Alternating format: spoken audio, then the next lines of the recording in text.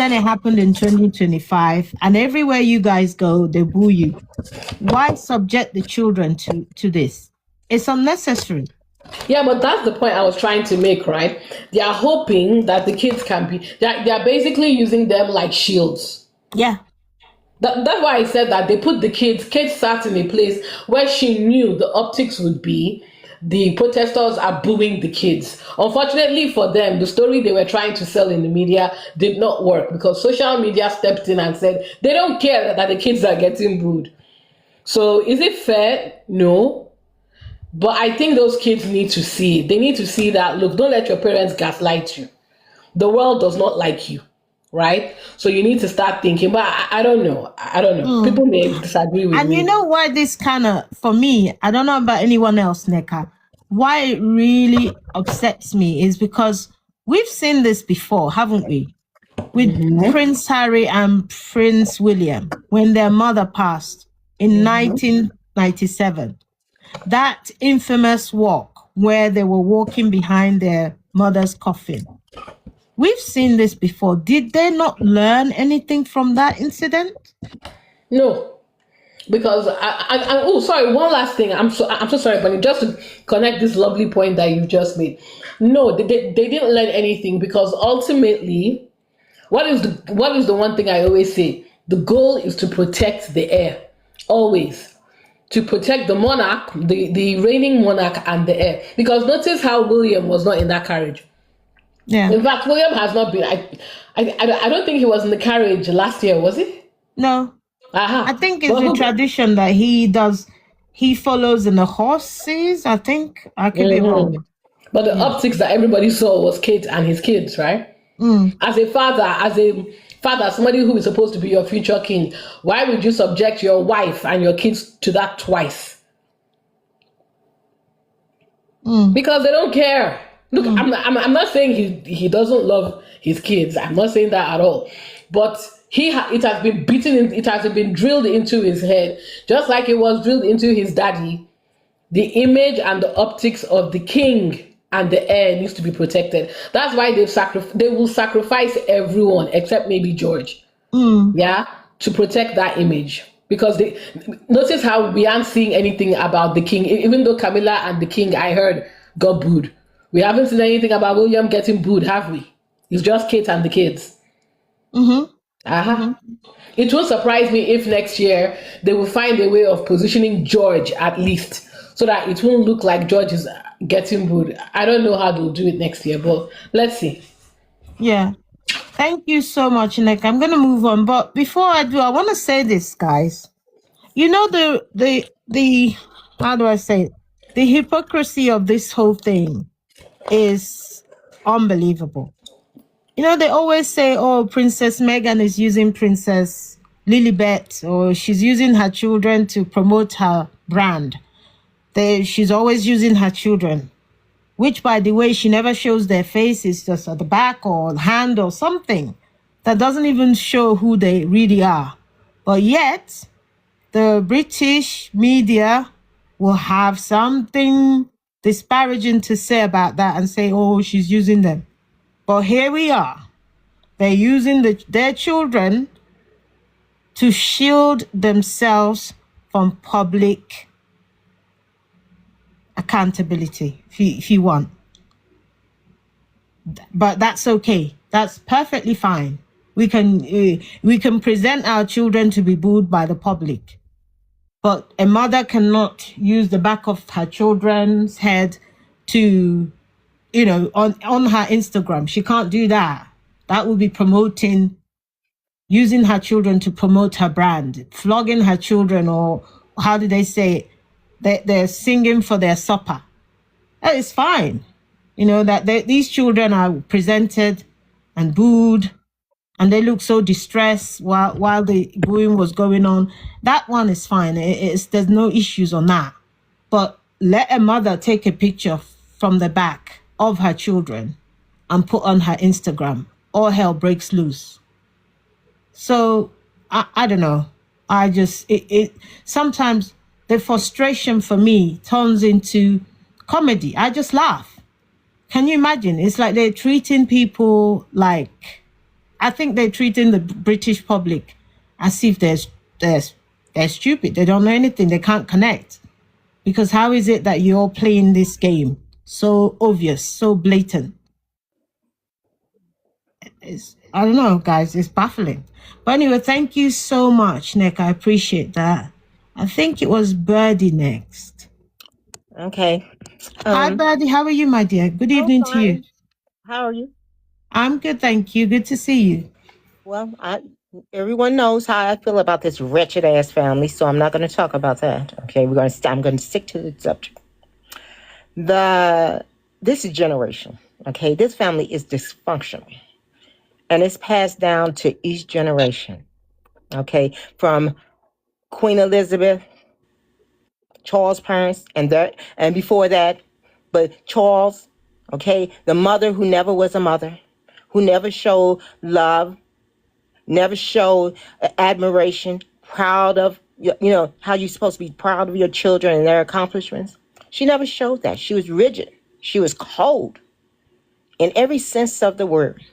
That was Charles' mother. What in hell people thought was going to be his father? His father treated him the same way his mother treated him. Okay? When Charles had those kids walk behind that casket, he knew, because he was a cheater and a liar, that he needed something else for people to focus on, something to pull at the heartstrings. Mm-hmm. Okay? And he used his kids to do that, to cover for himself and his infidelities, to cover for that whore. Okay? He used his children. He did not give a damn about what they were going through. Harry said that he had all these emotions that he had nowhere to put it because his own father didn't give a damn about him as a human being. Kids are little people too. They have feelings. They need to talk about them to get them out. And he left that boy there. And you look at the consequences now of the fact that just like Charles used their mother's death to get more popularity for over 30 years, but also using Harry and William walking behind that coffin. How traumatizing that is. But that's what they do because they don't have that emotion of love and well-being. It's not about that. It really is about that system and the system only. So when you see these kids, him using his kids, he's only replicating what his father has done. Yo, don't be jealous of the royal family. Don't be Shut jealous. your ass up, please. You get your ass up off of here, or Sorry about that, Birdie. No, He's don't be gone. sorry because these are the kind of people that don't want to see the truth. And it's okay. Everyone's allowed to have their opinion, just not on this platform. Go and spew that nonsense somewhere else. But nevertheless, William's seen that. He grew up with all those things. And for them, they will sacrifice their dignity, their so-called loyalty, respect for that crown, even their children. Okay, she knew and he knew what was going to happen because it already happened before. What did they think that it was going to change? Things happening in real people's lives. When you see this nonsense of the carriages, all this money being spent by these people, and you're not getting anything out of course they're getting angry, okay? They're getting booed. But the kids are like casualties of war. They're going to be sacrificed, their feelings, their wants, their needs. And anyone who sits up there and think that William loves these kids, William loves George. Okay, let's get that straight. He does not love Charlotte and he does not love Louis, definitely. Okay, and I only say that is because look at how William was put over Harry because he's the heir. He's the one that's important. Damn Harry's feelings and his emotions. What's good for him? We're told his responsibility as a spy is to take care of William wants and needs for the rest of his life. Do you think that that's not instilled in his two other siblings? Okay, Louis and Shirley, that George come first. They knew what would happen. And the saddest part is, okay, not, okay, I said I wasn't going to do that. The saddest part is because they're willing to sacrifice their children, that's going to make the public more hungry for their children, the press more hungry for their children because they have no access to Harry and Meghan's children. People have to understand, you have not really seen these children faces in 5 years for Lily and 7 years for Archie. But you have seen these kids grow up. Okay? So and they have, when they grow up, they're going to have to hear all the foul things this family did and said about their mother and father that are not true. Okay? But at least for Lily and Archie, at least for them, they'll be taught how to rationalize. They'll be taught understanding of how the human mind works, how dysfunction work. I mean, they'll be reading Harry's book Spare. You see what I'm saying? They'll be looking at the documentaries about their mother sitting up there talking about her sanity. All of those things. Okay, because of what this family put them through. And if you think they're not willing to put their children through it, you're absolutely wrong. This man stood up on national TV and talked about his daughter's incoming period. And the public put it in print. They call Louis little names like, oh, he's going to be like a little Harry, run bunches and stuff. But it's not because they were trying to say, oh, he's going to be so adorable. No, he's going to be the troublemaker. That's his title. Okay, her, the comparison to Anne. She's 11 years old. And you're comparing her to a workhorse. A woman that was kicked in the head and with a heart by a horse and still carried on her duties. Okay, you got George, who is just like his goddamn daddy. Okay, vindictive, telling kids at school, hey, my father's going to be king one day. Saying, if you step out of line, I can end you. Because he's a teenage boy almost. See what I'm saying? Mm-hmm. So my thing is with these children, their lives are not their lives. Okay? That's the institution children.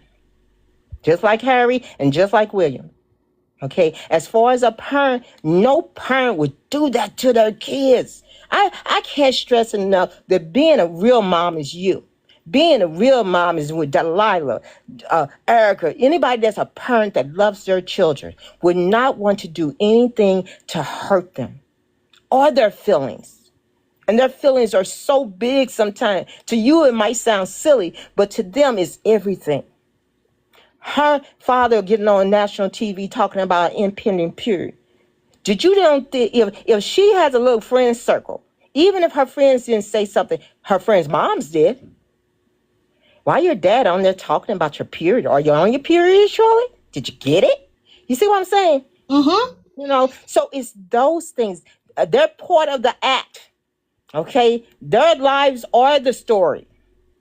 The same way with Harry. Okay? His life was turned into a goddamn soap opera. His mother's life was turned into a soap opera instead of human beings. Okay, if you look from the outside, the one thing about America, we'll look from the outside and see. When we see what that worthless ass bum Charles was doing to Diana, it wasn't just that he was doing it to a princess and his wife. Women see themselves in Diana too because they have suffered the same abuse with powerful men.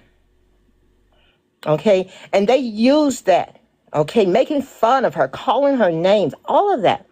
This is this family's history.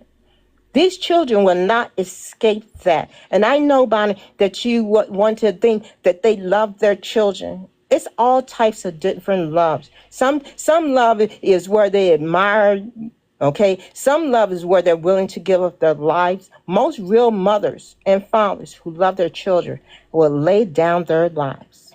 When I say that I will lay down my life for my child, I mean that without hesitation. You won't see me on the news crying about somebody shot my child and I'm crying on the news. You might see that. But after I done cry, you can best believe that whole family going to experience what I experienced. These people don't care about kids at all. Okay? They're just tools to the system. And they're not going to open up their mouth and say, oh, we're not showing our kids anymore. They tried that. Okay? They thought they would have Harry, Archie, and future kids locked up so tight and manipulated and controlled that they wouldn't have to put their kids out. Joke's on them. Now you have to. And they're not going to be spared. Their image is more important than anything. And if they do try to reel back, you know what they're going to say? Brother kids? Oh, now you're holding out on the kids? Because remember, the whole thing was to use Harry the rest of his life for William. And the Spires were supposed to get Meghan's children. Well, joke's on them. Now you have to use their children, their own children. And anyone that says Meghan is using her children, go to hell. Okay? Because Meghan has not used those children at all. It's been years. And you have never really seen their faces. Okay? She's the one who's protective. Her and Harry. To think that Harry would even want his children to experience this nonsense. Okay? Of people judging every little thing about you every minute of the day. To put his kids through that. He lived it. He wrote about it.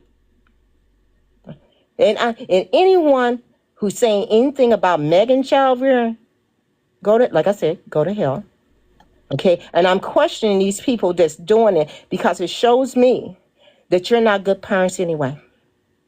Okay? If you think this is all right, if you think parading your children in front of people, okay, for clicks and popularity is okay. Okay? I would hate to be around you and your children. That's it, Bonnie.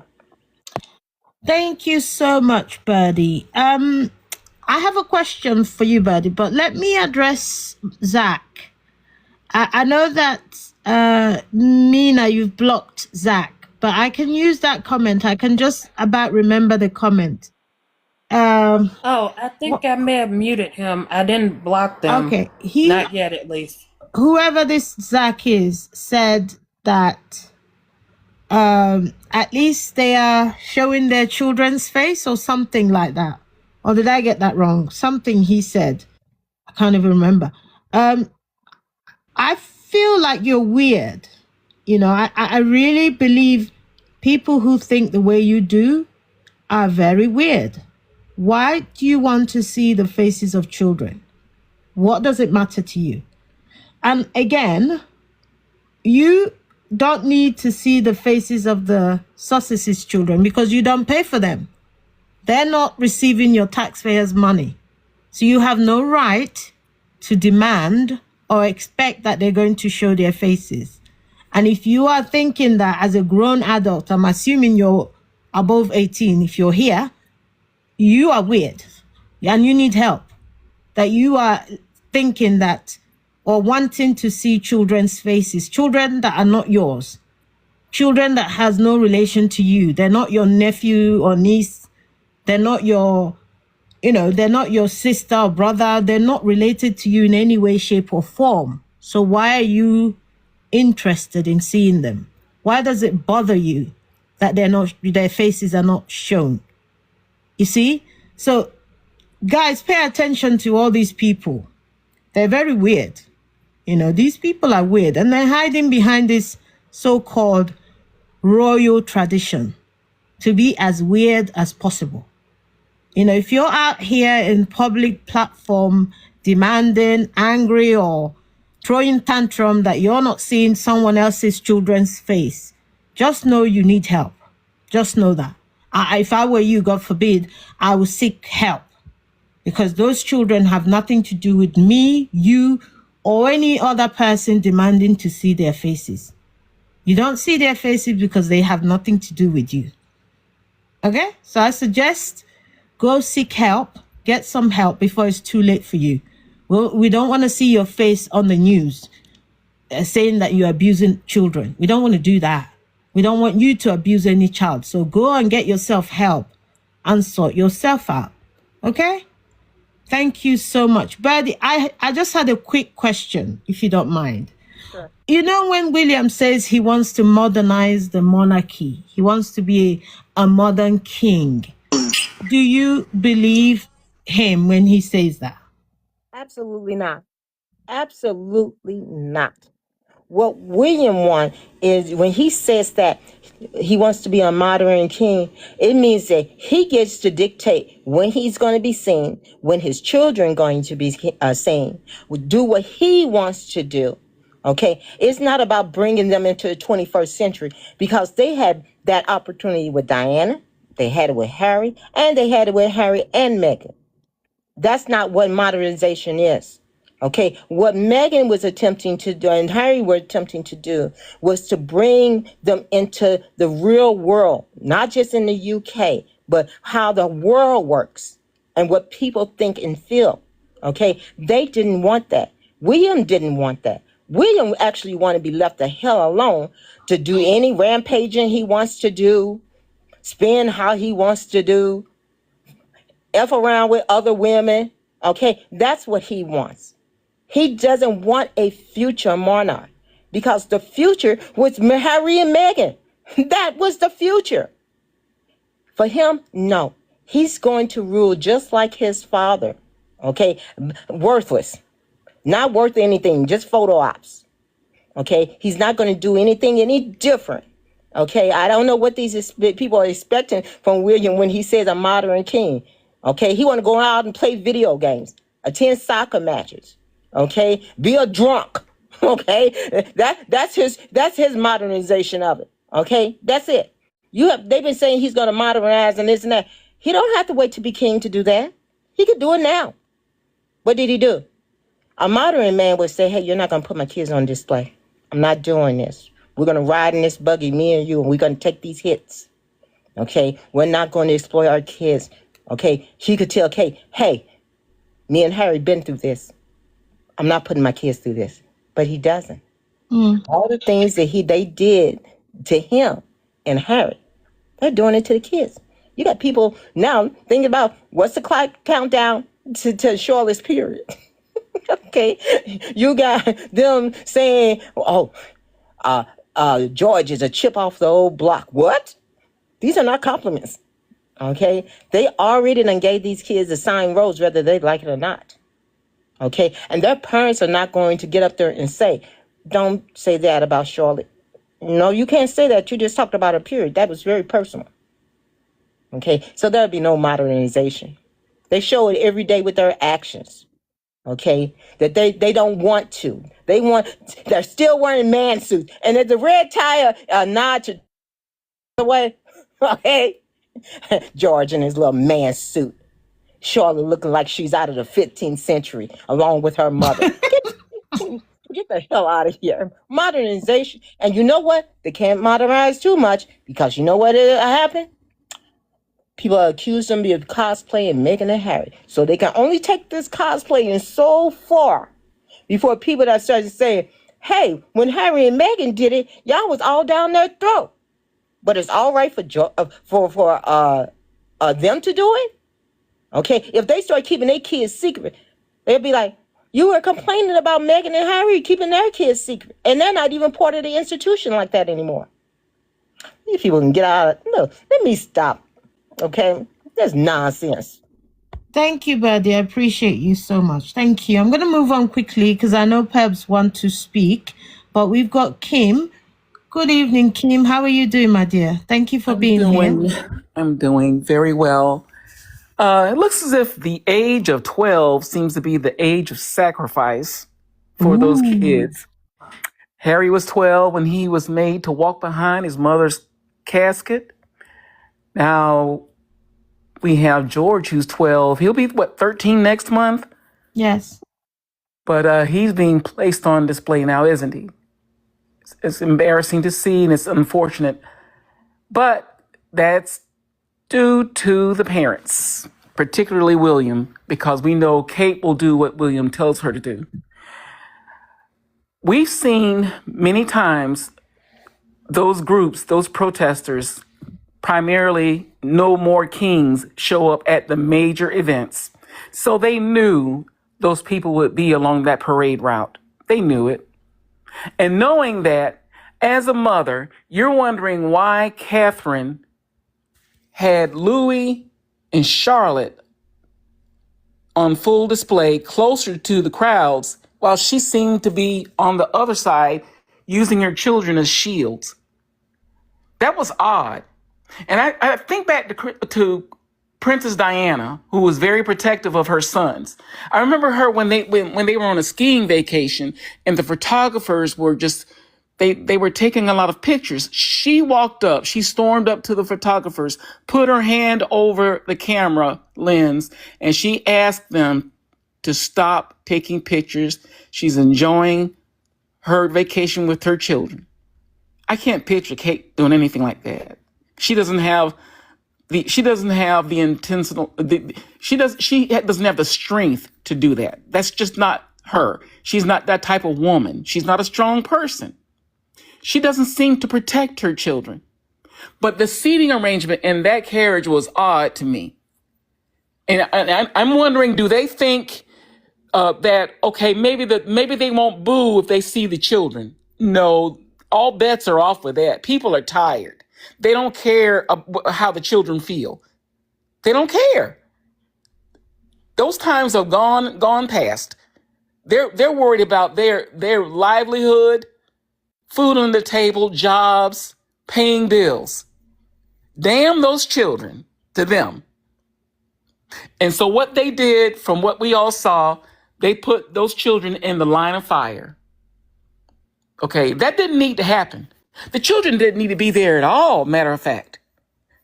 But I guess, is it some type of tradition that the whole family attends? The whole family sacrifices themselves simply so the public can see them ride by in carriages, which is so incredibly unimportant in the theme of things. Who in the hell needs to see people passing by in a carriage? Is that really that important in British society? No, it isn't. Now, what angers me is how the papers say nothing about those children being exposed. Okay, they said nothing.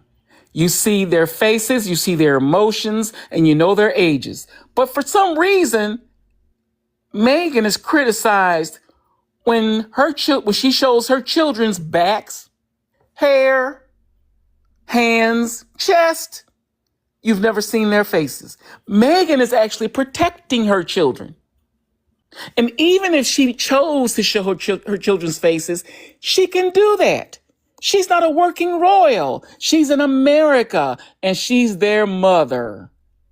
She can do whatever she wants. As I've said once before, she can put their faces on a damn billboard in California. It's nobody's business. Nobody's business. And for the British public, these women especially that get on social media and complain about not seeing the children's faces, why do you need to see the faces of children? You sound like a child molester, like a child stalker.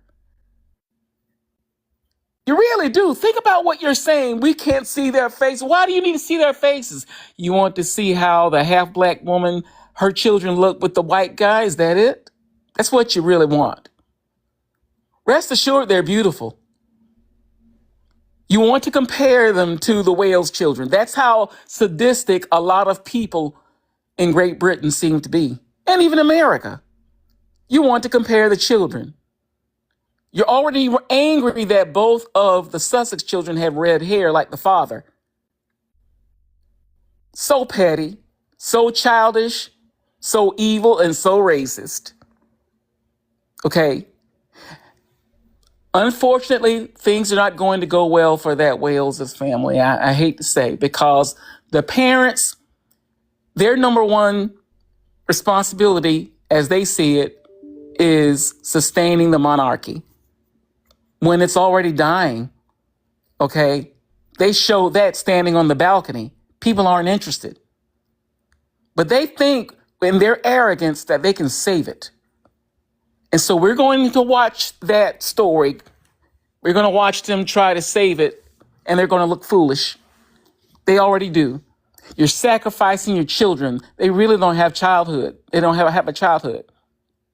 Okay, who cares that George is going to Eton? That is not important to the world. That is nothing. That means nothing to us, especially in America. And it was on the front of some American newspapers. Not well, at least they featured it on social media. Who cares? It's so unimportant. Hope he does well. Because didn't his father also go to Eton? How well does that show right now? Does he seem like an intelligent man? How has that helped William going to Eton? Well, while Harry, who they said was not intelligent, happens to be the most intelligent of all the royals right now, and he's not even a working royal. Isn't it ironic? Harry is more respected by world leaders than the rest of the royals. Isn't it ironic? And they're mad. They're mad because Harry's not present for them to champion and cheer about what he does, because he's in America and he's doing everything on his own without anybody's approval. They're mad. So it's only just begun, Bonnie. It's only just begun, and it's going to get worse because they're not going to change. And this whole thing about William wanting to modernize the royals, how? He doesn't know how to. He hasn't been exposed to anything different. This is all he was taught since he was a child. And the people who are his handlers right now, his representatives, they're teaching him the way that it has been and the protocols as it should be. Nobody's modernizing anything. The only modernization that they're doing is copying Harry and Meghan when they see successes. The clothing, the causes, the people they talk to. Harry and Meghan befriend somebody. All of a sudden, that person is a representative for them, for the monarchy. They seem to cling and catch on to everything that Harry and Meghan does that's successful. Harry and Meghan goes to Australia. They're going to follow behind. But you had all these years to go to Australia. But you don't think to go until Harry and Meghan make an appearance. Nothing seems to happen until Harry and Meghan makes a move. And that's been noted. It seems like Harry and Meghan are the ones that get these people off their lazy asses to do work. Work with quotation marks on both sides. So back to your prompt, Bonnie. Yeah, they did use the children as protective armor, and it won't be the last time. I fear that, and I believe we all see that. This isn't the first time. It won't be the last. And I don't think that Kate has it in her as a woman, as a mother, to basically protect her children. She's just not a strong woman from what you see. Smiling, waving, riding in carriages is not us being a strong woman. And that bull about she doesn't put a foot wrong, that sounds almost as if, okay, she's controlled. She's controlled, therefore she's good. Whoa, that is not something we grew up with. I guarantee you, Meghan did not grow up like that. That someone can control you, how you move, how you smile, how you sit, how you speak. That's not something to be proud of or to admire. So that's it for me, Bonnie. Thank you so much, Kim. I appreciate your submission. Now, guys, I want to address Debbie. Debbie, you are in the comment section. I've seen all the comments that you're making. One of the comments that you made is that they have to start them young. And I said this at the beginning of this life. There is no reason why those children should be subjected to that level of abuse. There's no need. Starting them young doesn't mean you put them in harm's way. When do the children's well-being come first? When do we put that above everything else? Now, let me say this, guys. In the UK, we have what we call the Children's Act 1989. That was updated in 2004. And within that act, we have the framework that helps us look after children. I told you guys, I'm a qualified social worker. Though I'm not practicing, I'm still qualified. I know abuse when I see one. So within the Children's Act, we have what we call Every Child Matters framework. And in that framework, guys, the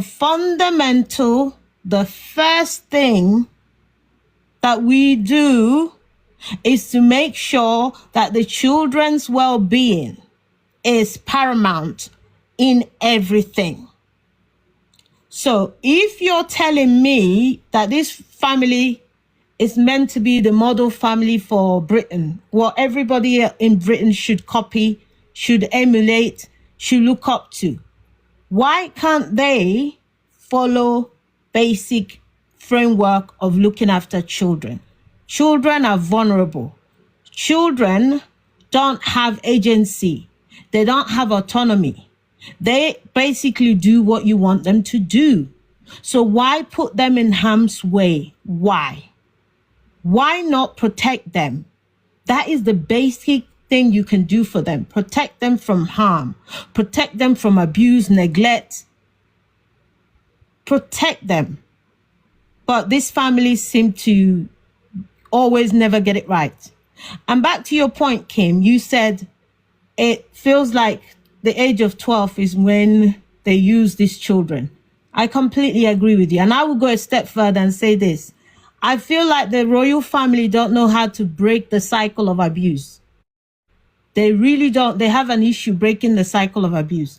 When one person is abused, the people coming behind will also be abused. It's almost like they make sure that cycle keeps going on. And this is why, this is one of the reasons why they don't like Prince Harry. Prince Harry broke that abuse pattern. He broke that cycle and he said, no. It ends with me. I am not gonna pass the baton of abuse to the next person or the next generation. And this is why, one of the reasons I believe they can't stand him. And it's ridiculous. And if you're there still supporting this family, I question your morals. I question your morals, seriously. Because what do you mean it's tradition? Tradition that puts children, vulnerable children, in harm's way is not a tradition, it's an abuse. Tradition is supposed to enrich. It's supposed to make people happy. It's not supposed to put people under bondage. If it puts people under bondage, it's no longer tradition. It's abuse. It's subjugation. The reason why these children can't say, actually, I don't want to do it is because they don't have agency, like I said. They don't have autonomy to say, I can go off and do my own thing. If they did, trust and believe, they wouldn't want to be part of all this mess, this charade that they have going on. The children will say no to it and they'll go off and do their own thing. Trust me. But anyway, thank you guys. I appreciate you, Kim. I'm going to go to Pebs now. Pebs, can you unmute yourself and let us know what you think about the prompt, please? Well, I just want to start off by saying I'm no monarchist, not at all. Okay. But with the prompt, after everything everyone said, but the thing is these kids will always be in the limelight, always, and they will be booze, and there will be negative comments, but they've got to get used to it. It's their birthright. They are always going to be subjected to stuff like that. Really? Yeah. And you think this is fair? Is this fair? It's not fair, but it's what's happened for hundreds and hundreds of years. But why? This is what I'm saying. It happens hundreds and hundreds of years. Why carry on with the abuse? Why not break the pattern of abuse?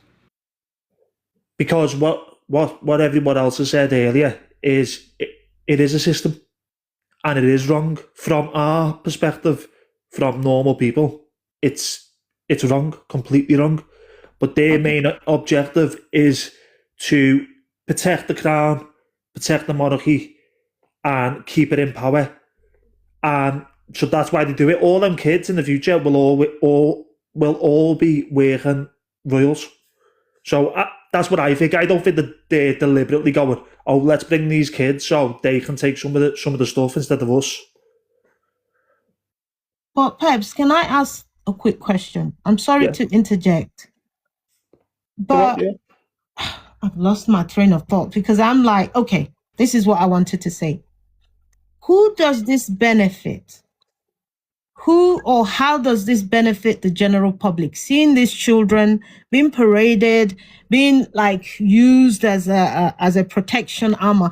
Who does it benefit? How does it benefit the people? It doesn't benefit. So why do it then if it has no benefit? If it Because doesn't do anything for anyone? Because the main objective, no one's denying what you've said or what anyone else is saying, but their objective is to protect the crown and keep the monarchy going. So are you also in the same breath saying to me that crown is bigger than human life or children's well-being? No. But So you from see their how perspective, the fallacy of all this. yeah. Well, sorry. I'm asking, do you not see the fallacy of all this? Why keep this system, this abusive, toxic system going?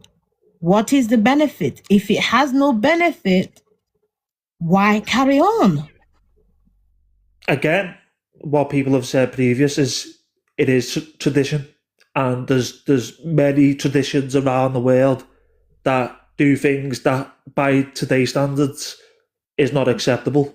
Okay, Pep, can I ask a question? Because you're English, right? I can ask you this question, right? Yes. What do you say? What do you say to places in the world where children, young girls as young as 10, is getting married off? What do you say to that? That practice. What would you say to that? It's disgusting. Okay. But why is it disgusting? Because that girl should have the right to pick whoever she goes with. It's disgusting because it's an abuse, right? I mean, when she's older, sorry. Do you know what I mean? Yeah. I You shouldn't marry understand someone off at that age. When she gets to an age, she should have the choice to pick. Yeah, but the fundamental thing you're trying to say is it's disgusting because it's an abuse to children, right? Of course it is, yeah. Yeah. The same way that is an abuse to children, that is the same way this one is an abuse to children. Believe it or not, it's the same. It's the same level. This is, in my opinion, psychological abuse. And the example I just gave you is also psychological, but it has another layer to it. Sexual abuse, right? But at the end of the day, abuse is abuse. People get affected psychologically, they get affected emotionally, sexually, physically, you name it.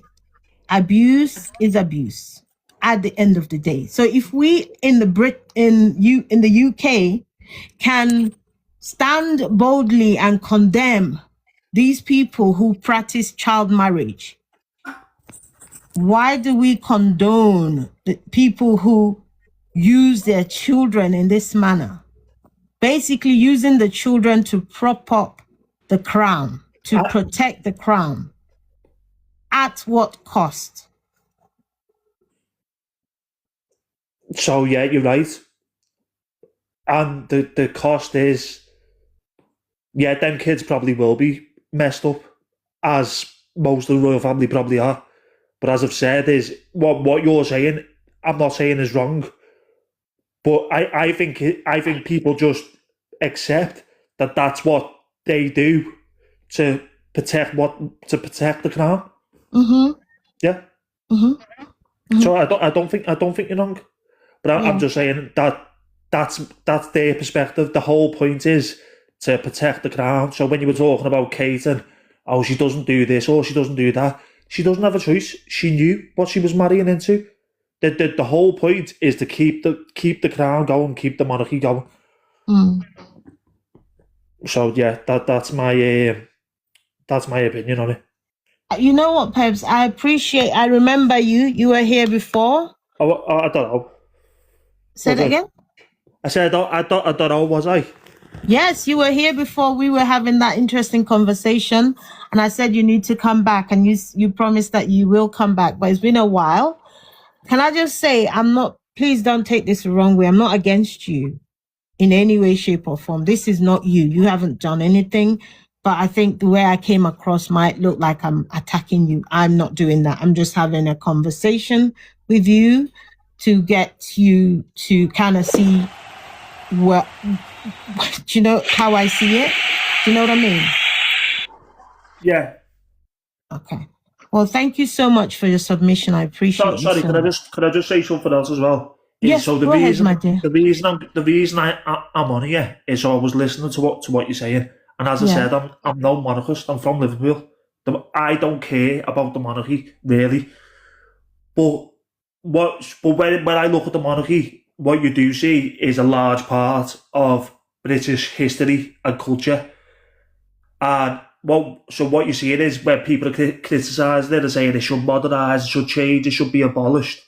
You sat there thinking, well, yeah, maybe you're right, but it is still part of our culture, and there's other cultures and other places around the world where similar stuff's happening, and you don't hear that. So that's why I commented, because I just feel like why the British monarchy? Why instead of other places that are being criticised? Thank you for saying that, but I have a rebuttal to what you just said. I don't believe the royal family is tradition, your tradition, English or British tradition. I don't believe that. The royal family only celebrate themselves. Look, I come from a line of very ancient tradition. I'm an Igbo woman from Nigeria. Go and do your research. The Igbo tradition is probably one of the oldest in Africa, if not the whole world. When we celebrate our tradition, we celebrate it as a people. Is everybody come together? We are celebrating each other. We don't celebrate one family. We don't uphold one family as the be all and end all. We don't do that. When you come to our celebration, there's a tradition we have called the New Yam Festival. When you come to that festival, everybody is celebrated equally. We are celebrating ourselves. We don't celebrate one family and make them the epitome of everything good. We don't do that. So I don't believe what you guys have in the royal family is upholding your tradition. No, it's about them. It's about them and only them. It has nothing to do with the British people. It's about you guys coming together. You fund them, you praise them, you admire them, you treat them with indifference. You do all these things for them. They do absolutely nothing for you. They don't even give to charity. They take from charity. They take from NHS. They take from education. They take from everywhere. That's not tradition. That's not upholding tradition. That is you guys fending for one family, giving them a lavish lifestyle, giving them everything they want while you suffer. You can't feed yourself. You can't heat your home because of high cost of living, and they're living in lap of luxury. So that's not a tradition. That you know how much they do for this country? They do absolutely nothing. Okay. Bare minimum they deserve. They don't do anything. Why is it that Charles is charging the NHS to pack an ambulance in one of his lands? Why? If they do so much for the nation, why is Charles charging charities rent? Tell me that. It's their country, it's their realm. It's theirs to do as they please. What do you mean what they do for the country? What exactly do they do for the country? I'm going to come to you. Hold on, we do this thing in turn, okay? Just bear with me. No problem, bear with me. I know that this is your first time here, but we do go in turn because we want everybody to have a say and, share their submission with us, all right? But perhaps I really appreciate you tonight. Thank you for being here. Sorry, can I just reply to what you said All right, go ahead. So I don't personally sit there and think, oh, the royal family, I love them. But what I can acknowledge is that it is a massive part of British history and British culture, and you can't So deny. is the museum. So is the museum. And what's the point? So is what? Sorry. So is the British Museum. Yeah, no, but so the royal family is the massive part of British culture history. Yeah. Exactly. So my point was I'm sat here. Many people are sat here listening to me, being told for it to be destroyed. But if you said that about any other culture or people, imagine the outrage. So can you understand where I'm coming from? Of course I do. I understand where you're coming from and I appreciate it. But what I want you to understand is the royal family is not about your tradition. Your tradition is a lot bigger than just one family. For you to equate your tradition with the one family is really doing yourself disservice, injustice. Your tradition is bigger than this family. If you remove this family today, people will get to really find out the real tradition of the British people. Do you not see that they're doing nothing? They're just leeching off you day in, day out. Parasitic family. They're nothing more than that.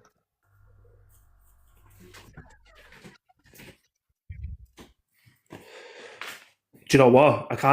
I agree to what you're saying, but what I don't agree with is I don't think they should be abolished completely. I think they have a place in British culture.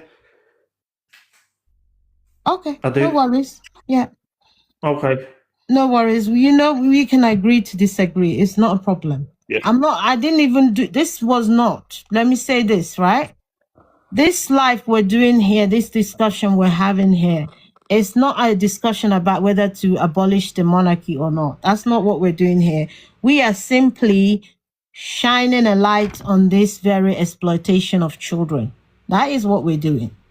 Okay? People saying that it should be abolished, that is neither here nor there. It's not why I'm here, to be quite honest with you. I'm here for us to discuss this very obvious exploitation. If it had been anyone else, for example, Princess Meghan and Prince Harry, doing this to their children, we know what the British media would have done. It would have been used as a weapon to punish them to no end. So why do it and say it's fine? Why let this family do it and it's fine? That is what I'm trying to also bring up. All right, but thank you so much. I appreciate you. I think is nobody asked. Hi, nobody asked. Can you hear me? Yes, we can hear you. How are you doing, my dear? Good evening. I'm doing fine. Thank you for having me. I agree with you in regards to those 3 babies being abused. I think it's reframed, repackaged, and marketed differently. But that doesn't mean that what's underneath is still not abuse, because the firm is using these kids to groom elitism into them for the purpose of nationalist pride and strength of character. And it goes back to that never complain, never explain type of thing that you cannot naturally expect from children, because their brains haven't fully developed. They haven't hit all of the developmental markers that typical children hit. They're being stunted, in my opinion. And I think that nationalism and that this is us and these are our subjects. I mean, to call somebody a subject strips a person of their identity, in my opinion.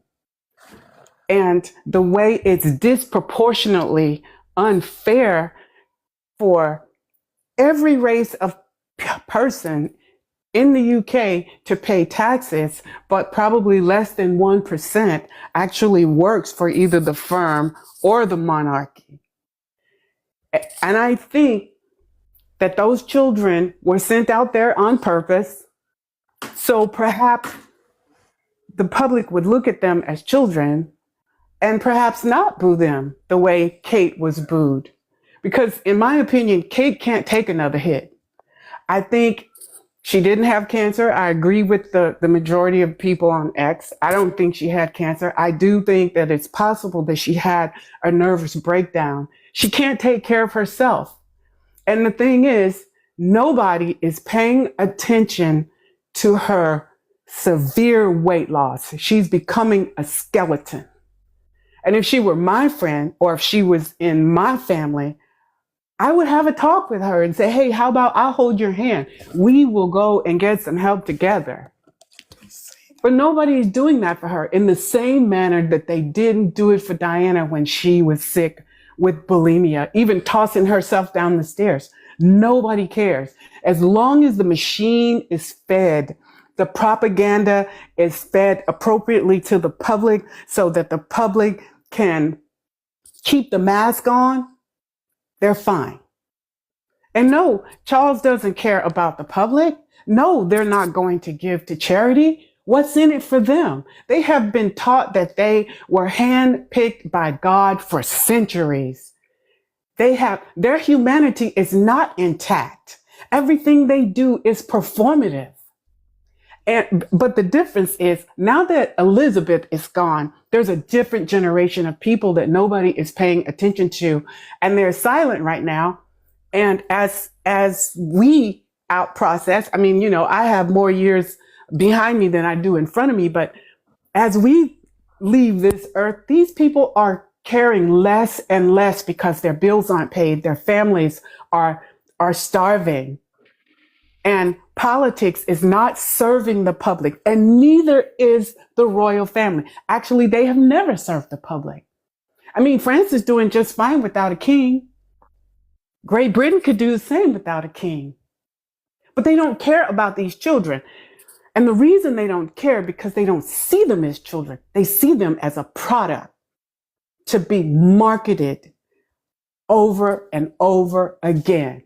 And if one marketing tactic fail, they will repackage these children and put them out there again. Everybody has to do their part, so they never get to be children. Hello? Hello? Can you hear me? Yes, I can hear. Hello? Go ahead. Sorry, Daberechi, darling, it's not your turn. I'll call you when it's your turn. But right now... That's all I wanted to say is that I think that it's packaged, reframed, and marketed differently, but it's still abuse. And these children are missing out on developmental milestones that will come back to haunt them. That it will, because the body remembers. If you were born with a healthy 7-pound brain, it knows which developmental windows to open and which period of time in your life that it's supposed to open. It's like menstrual cycle. Your body already knows when it's time for that to take place. If you're a healthy individual, these appear to be healthy children who should hit every healthy mile marker. But the firm's interference with their daily grooming and depersonalization of their little personalities that are going to develop in some weird type of way, unless Kate and William intervene. I doubt they do that. I don't think Kate is strong enough. I don't. I put it this way. I haven't seen anything public of her being outraged at how her children are being marketed.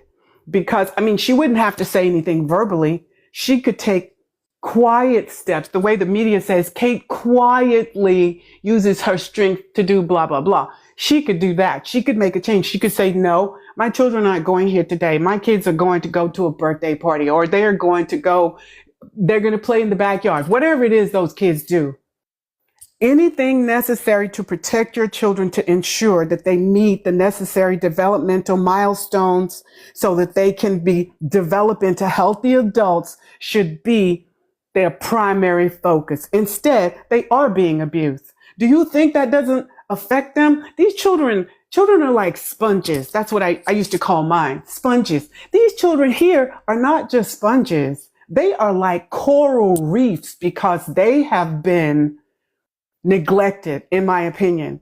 As far as William and Kate being hands-on parents, a hands-on parent would be so attuned to their children's developmental cycle that they would burn down the world rather than see them in those cages taking that type of abuse. I wouldn't tolerate that crap from my neighbor's kid. I mean, serious. If I saw somebody bothering my neighbor's kid, I'm stepping in. I'm going to have something to say about that. I don't care if it's a parade. But these kids are, like you said it well, they are being harmed. It's just because it looks different doesn't mean that the same ingredients are not baked in and cooked underneath. It just has a different topping to it. So that's all I needed to say. Thank you so much. And I agree with your submission. I am happy that people see what is going on. And to be fair, a lot of the places where, I've seen the clips of these children being booed, people have really placed the blame on the parents. It's not even about the protest. The people who are protesting, that's not their business. They're there to do what they want to do to get their message across. But what are you doing as a parent to make sure your children do not face this level of abuse? And I don't buy it for 1 minute that they need to get used to it or they're going to get used to it. No, nobody should ever be made to get used to abuse. Nah, never. I don't buy that. Thank you so much, Nobody. I appreciate you. Sorry, can I just say something very, very quickly? I know it's not my turn. Yeah, go ahead. I just want to. So if Harry was the heir, and Harry and Meghan, do you not think the exact same thing will be happening? Thank goodness. That's a good question, but thank goodness they're not. Thank Jehovah Lord, they're not. Because they would be exploiting those children in the same way. Why do you think the media is kicking and fussing all the time? Because they are not giving their children on a platter for them to abuse and exploit. Wait, Bonnie, can I add to that? Just that hypothetical of if Harry and Meghan, if they were in that situation and their kids were in this situation, absolutely, I do think that the monarchy would be trying to exploit them. But I do think that Harry and Meghan would have more of a backbone in terms of putting more restrictions on how much we see their kids, how their kids interact with the public. Like, I don't think we would see their kids, like going up and shaking hands and taking selfies with the public on Christmas Day like the Wales kids do. And the only reason I say that is because, they pushed back so hard, with the birth of Archie, they were willing to go head to head with the palace officials and not give them what they wanted, which was that picture on the steps. But of course they wouldn't be able to win every battle, and they wouldn't be able to hide their kids in the same fashion that they're able to, not hide them, but protect their privacy in the same way that they do now. But I do think that we wouldn't be seeing what we're seeing with the Wales kids. I do think that they do use them deliberately, whether that's the palace and the crying about. I guess I don't know if she wanted to go out or whatever, but I went in there. Oh, sorry about that. No, but that's just what I wanted to say. I didn't know if I was next though. No, you're not. We've got two people in front of you. I just allowed you to kind of add on to that. I'll just give you that. But Mina is next. Hi, Mina. How are you? You good? Yeah, I'm doing okay. How are you? I'm good, thank you. Good evening. It's good to see you. Nice to see you too. Hey, y'all. Let's see here. It's like almost close to 200 people in the chat. I barely do this, but just please, if you're in here, like and share, repost, and send gifts, so that we can get up to 100K. Thank you very much. Oh, and if any trolls and derangers are in the chat as well, if you don't like what we're saying, you can either come up on stage or get blocked. ain't no chatting in the comments because you will be most likely blocked. So that's my announcements. Thank you so much. Yeah. As far as this topic goes, I agree with mostly everybody has said. Again, like I've said before on here and will continue to say, I feel bad for all three of these kids because they are going to be in for a rude awakening. Not only are they going to be used and abused by the British media, but also the people within the firm, that family, and yeah, most likely the firm and their family, because what are they doing to protect these kids? I mean, it's one thing to be born into a family and have to do certain things, I guess, I don't know, to uphold their power or to make it look like or seem like they are doing something, but you would think that it would be at a certain age, at least until they turn into adults, that they would do this kind of work. And again, it's really just sad. And the people that's going to suffer the most from this, sad to say, I believe, are the two younger kids. I hate to say that. I don't never want to say that about anybody, but it's like they are going to be the ones to be used and abused most likely because the heir, which is George, has to look good at all times. Even if he were to do something that's ridiculous, they'll either put the blame on those two kids or most likely Louis, because they're already making it seem like he'll be like his Uncle Harry, which I hate that. Not saying that it would be a bad thing if he was like his Uncle Harry, but you know how they would say he was mischievous and all that. Just let them be kids. But anyways, that's all I had wanted to say. Yeah. Thank you so much, Mina. I appreciate your submission.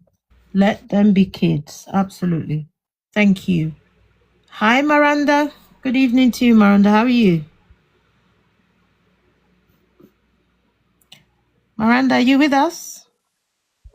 I am. Sorry, I was having trouble unmuting myself. I kept on hitting the button, and it was like, don't feel your fingers on me. Oh, that sounded weird. But anyway, I have a quick question too, and I did a really fast Google search, but I haven't been able to find an answer.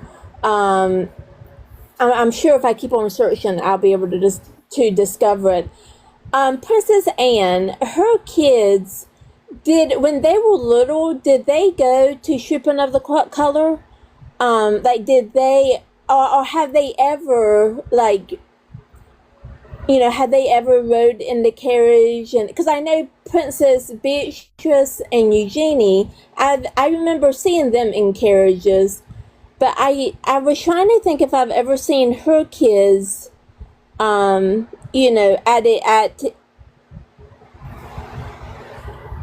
events like this. I'm also trying to remember if I've ever seen them on the balcony. I'm sure that they probably were on the balcony. Yeah, they've been on the balcony. I think that's. But never in the in the carriages, right? I haven't seen them riding a carriage. No, on the balcony, yes. Yeah, that's what I was thinking, because I think it says a whole lot if you have a princess, that says, look, I want my kids to have the title. I don't want this life for them. I mean, if you look at the way she did something, she tried to protect her kids maybe the best way that she could at that time, given the rights that women were afforded and all of that during those times. And so I think that to go back to the question that was asked a little bit ago, I think that perhaps, the way Harry and Meghan would have moved if they would have stayed in the family, or even if they, if something happened and Harry was all of a sudden, king and she was queen, I think that they would try to have, we would have seen the kids would not have been subjected to what these kids are being subjected to. And let's not also forget that Harry is a big proponent, and Meghan is a humongous proponent of mental health. They both have openly talked about, going to therapy, seeking help when they needed it. And William has, we have heard even on the facade of it is that he is really pro people seeking mental help, but he is not necessarily he is not for him or the royal family seeking mental health. I think in his mind they are above it. They should be above it. They should be the strongest, mentally capable people of the land. Because all of his life he's been told that he was born, and it's his God-given destiny to do this job. And I think it is abuse. I think Harry and William both were abused as kids. I think you have these three young people being abused on a national stage. And because it's become so normalized, we don't connect those dots. We don't think of it in the same way. At the very minimum, for these kids to be in the spotlight the way they are, and for the media, and I would dare say the general public, to already in their minds basically have their life written out for them in like the highlight reel, we'll say, that has to affect you mentally. And so, and we heard in the documentaries and the Oprah interview, in Spare, the book itself, that Meghan went and she tried to get help and everything, but it's just something that was not offered to royals. And so, and that's a shame, you know what I mean? It's like, I don't know the answer, but I know that the first step of acknowledging that there's an issue is to say, look, this is a problem and it needs to be addressed, you know what I mean? And I love the fact you brought up cultures and everything, and you used to juxtapose them because, you made a big point. And I think what we've seen, because I'm old enough to remember, Princess Diana going after reporters for taking freedom Harry and William.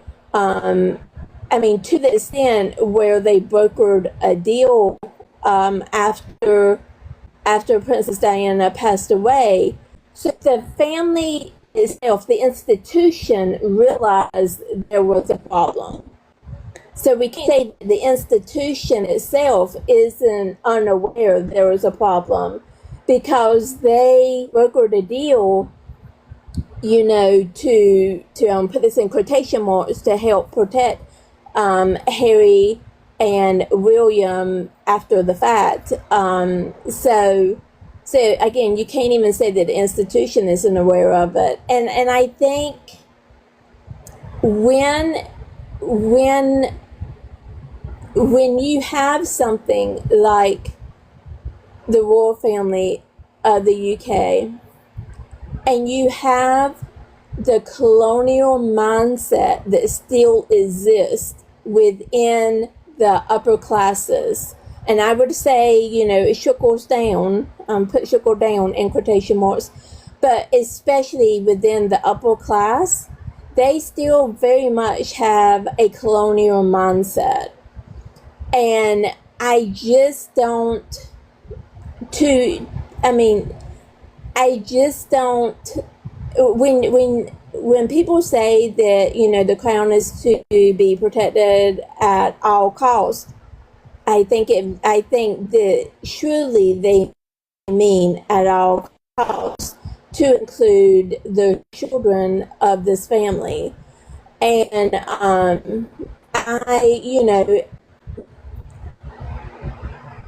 it is, I just can't imagine growing up and basically having where you're going to live predetermined. You have to get permission from the king or queen even when you're past 18 to travel out of the country. You have to get permission on who you're going to marry. I mean, the queen can say no, or the king can say no at any given moment. The queen did it with her sister. And, you're going to be, your religion is already determined.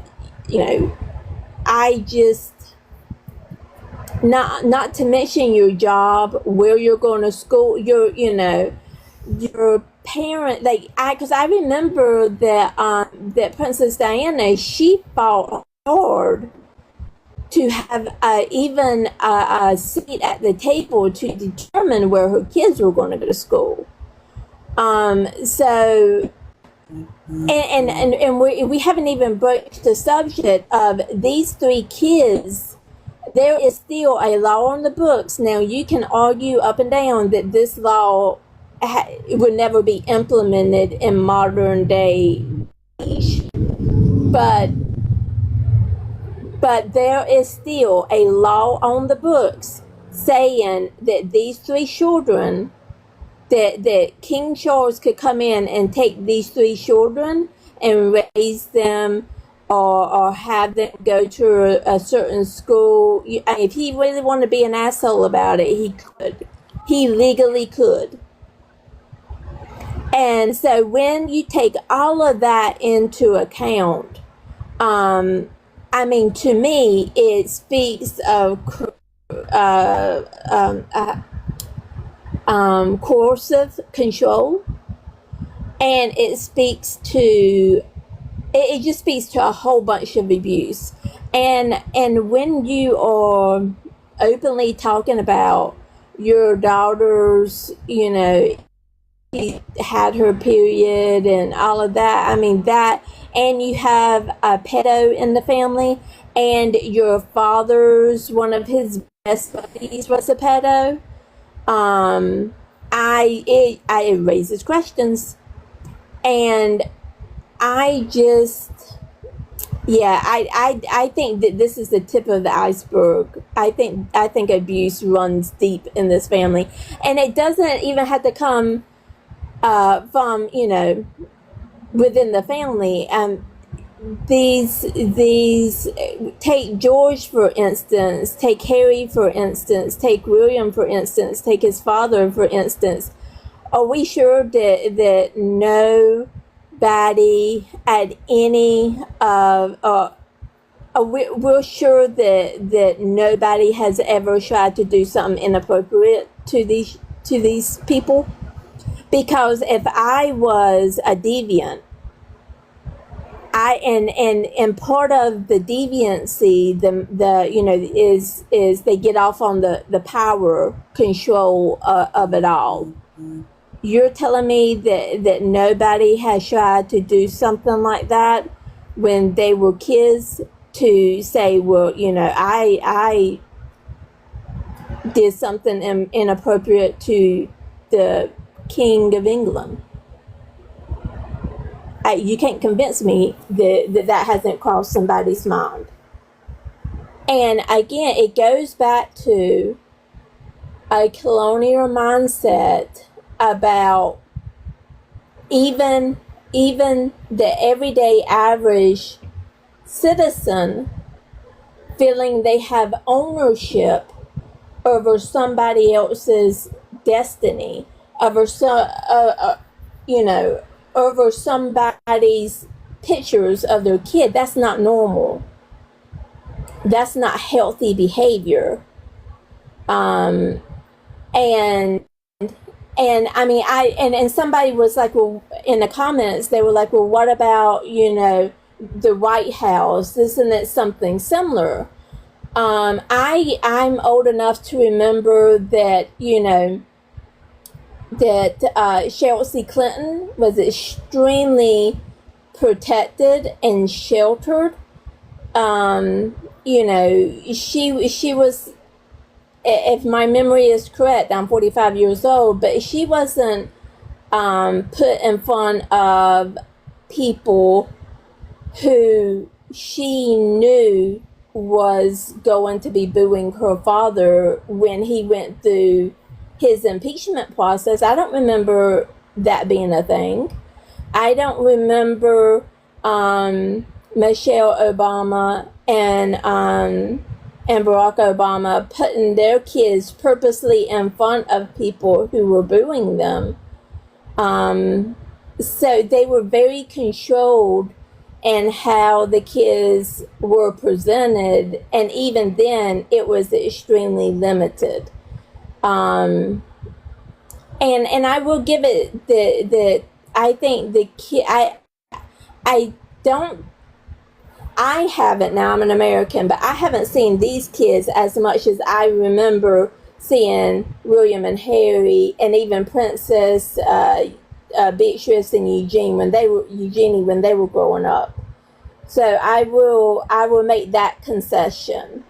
But if something has always been done, or at least in the lives of my entire life and my parents' life, if something has always been done, and if it's legal, that does not mean it's not morally right.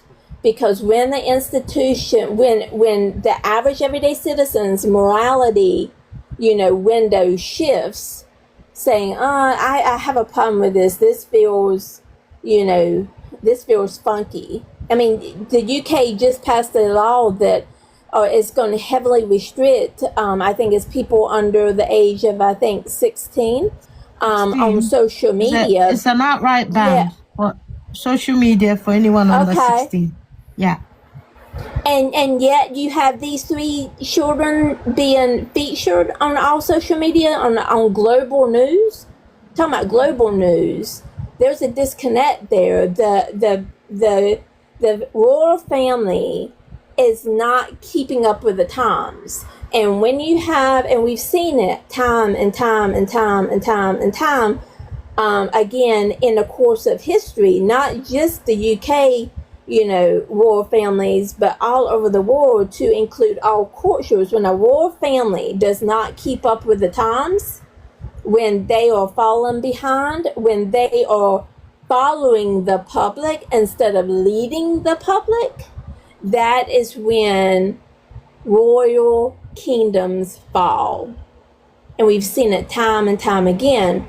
And I think that if they don't recognize there's a problem and address it as such, I don't know how long, I don't know how long they're going to stay around, because eventually young people are going to say, that's not right, that's weird. And I haven't even talked on the whole money of it all. So, because here's my thing with people saying, but we need a royal family for economic reasons. If everybody in the UK has to, we'll just call it $1, it's somewhere around there, but if everybody has to pay for the upkeep of this family $1 into the system, then that tells me that they are costing more than they're bringing in. Now, I'm a small business. If I had a service where it was eating into my profit like that, I could not stay in business. So to me, even money-wise, it doesn't make sense. I think what's really going on is that you have white British people who see themselves represented in a way that upholds their whiteness and their identity. And when I say whiteness to all the white people out there, I'm not talking about just the color of your skin. I'm talking about, you see your British identity tied to a family because of a colonial white supremacist, systematic racism, and patriarchal mindset that you still have on, that you still carry because it's been passed down from generation to generation to generation. Now, I'm saying this as an American who's been deconstructing for over a decade and some change now. And I've had to go on my deconstruction journey and everything. And, I will openly tell you I'm a racist white person. So, because I think that if you grew up in a system like that, then you have some type of internal racism, because that's just how the system affects you as a white person. It doesn't just affect, anybody that's not white. It affects you as a white person. And I think this mindset of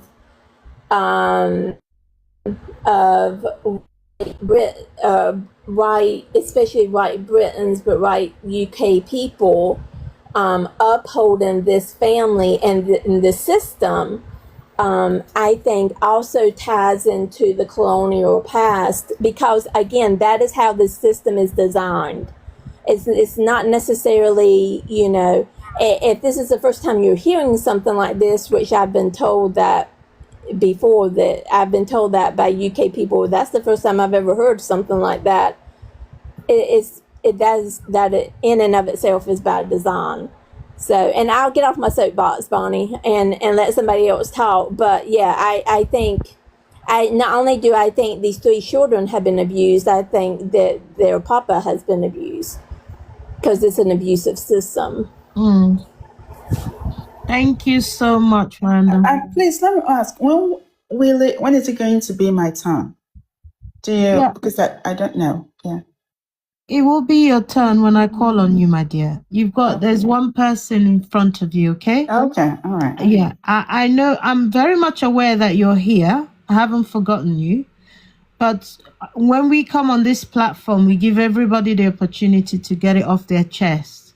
Even if it means they take a bit longer, you feel they're taking long, we just listen and learn from them. That's how we do it here. So I'm going to call on you after Victoria. But Victoria, sorry, bear with me. There was a comment that Miranda made. Miranda, you said that the abuse in that family runs deep. And I agree with you. And there's a comment here that I want to read out. That comment is from Trisha. I'm trying to find your comment, which I have seen that before. I want to read it so everyone can hear it.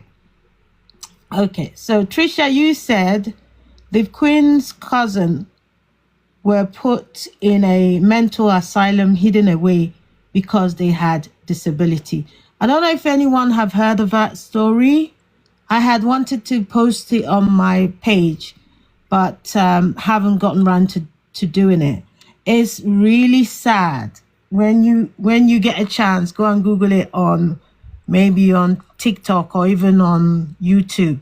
It is so sad. Basically, they had the Queen had 2 nieces, or cousins rather, sorry, that was put in a mental asylum because they were disabled. They had global delay, and basically they had difficulty learning.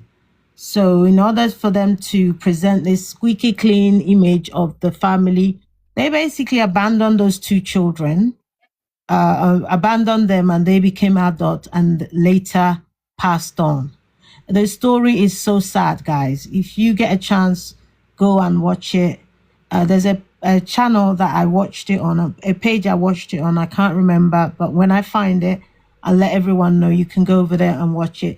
It's truly sad. And when you think of how they treated those two cousins, you just hate the whole system, because it's so heartbreaking, honestly. But thank you so much to Miranda, and thank you to you, Trisha, for reminding us of that story.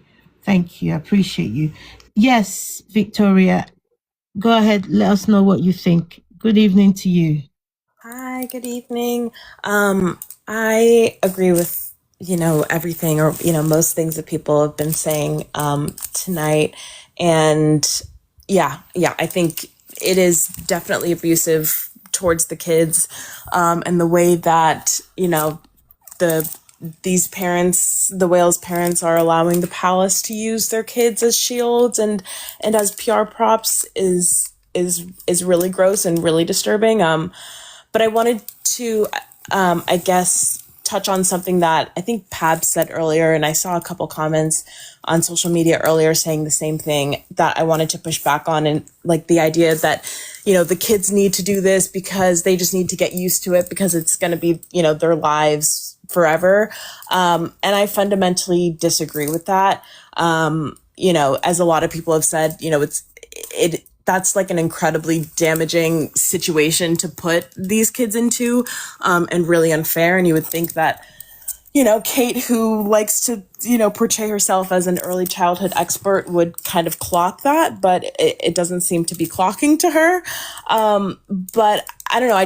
I think about like, child actors who act in, like rated R horror movies. The kids are allowed to walk the red carpet, but they're never allowed to go into, the movie because they're not old enough. It's not good for their emotional development. And especially after last year's trooping, it's really concerning that they didn't just make the choice to say, you know what, this part of it, this carriage ride and these protests is not appropriate and not healthy for these young kids' minds. We're just going to have them do the balcony. I feel like that's such a clear and obvious solution. Have the parents do the carriage ride and then just bring the kids out for the balcony. But of course, that's not the point with them. It's for the optics and, hoping that people will go easy on them because of, the kids being there. And also someone said earlier, this is how it's always been with the royals, they've always had to deal with the booing. And I also fundamentally disagree with that. Like I mean, historically, or at least in, modern royal family history, this, at least, the Republic group, but like organized protests against the royal family are very new. You never saw that in Queen Elizabeth's day. You never saw William and Harry being put into situations where they were booed. I can't think of a single, video clip of Harry or William, being booed.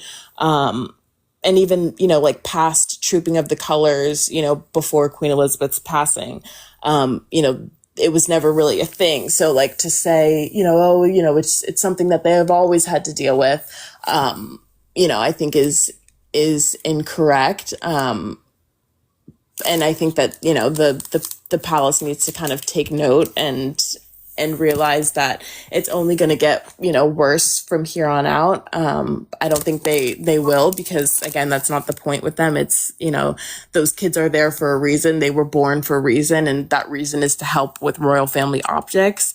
And sorry, one second. Can I just say something to what you've just said there? Is that okay? Yeah, go ahead. Sorry, Pabs, no, please allow her finish the point, and then we'll get a reaction from you. Yeah, okay. If not, she'll forget.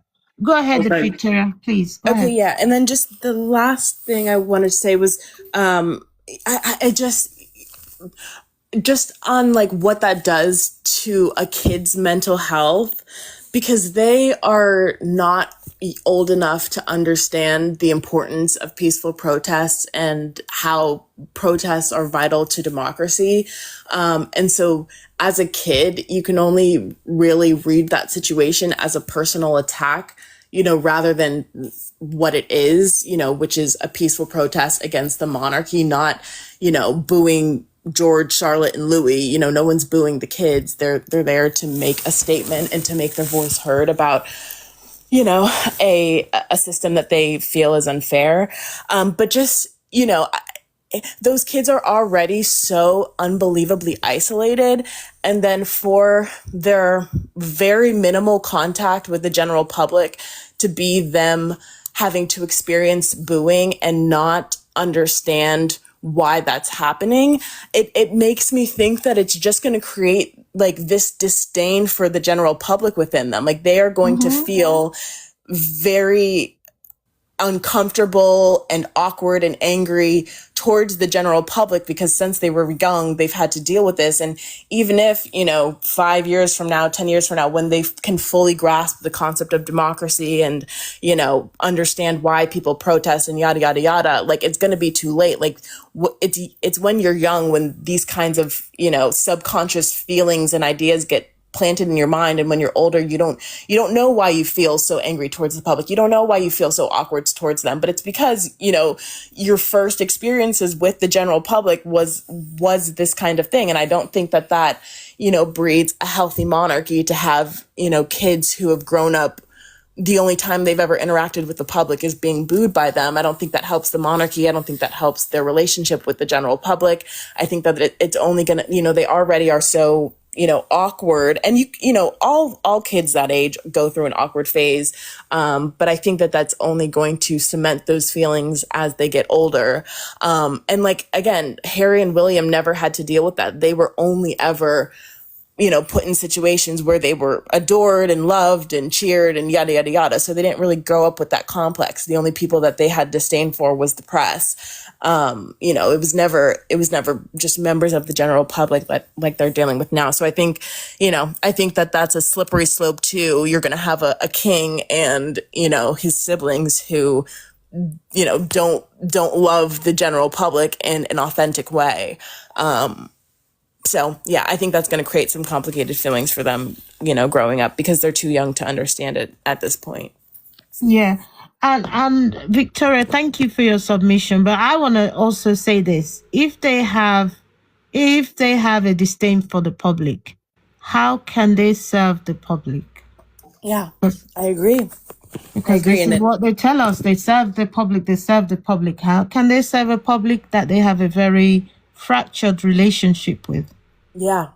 Yeah, I think it's only going to hurt the monarchy in the long run and the monarchy's relationship with the public. You're absolutely right, because, they're going to feel like, they're going to feel awkward. They're going to feel, this anger that they don't know where it comes from. And they're going to feel, what's the word I'm looking for? Like they don't know what's going to happen next. Like, is this person going to shake my hand? Yeah. Yeah. And like, they can't predict, like, oh my, is this person going to boo me or are they going to give me a hug?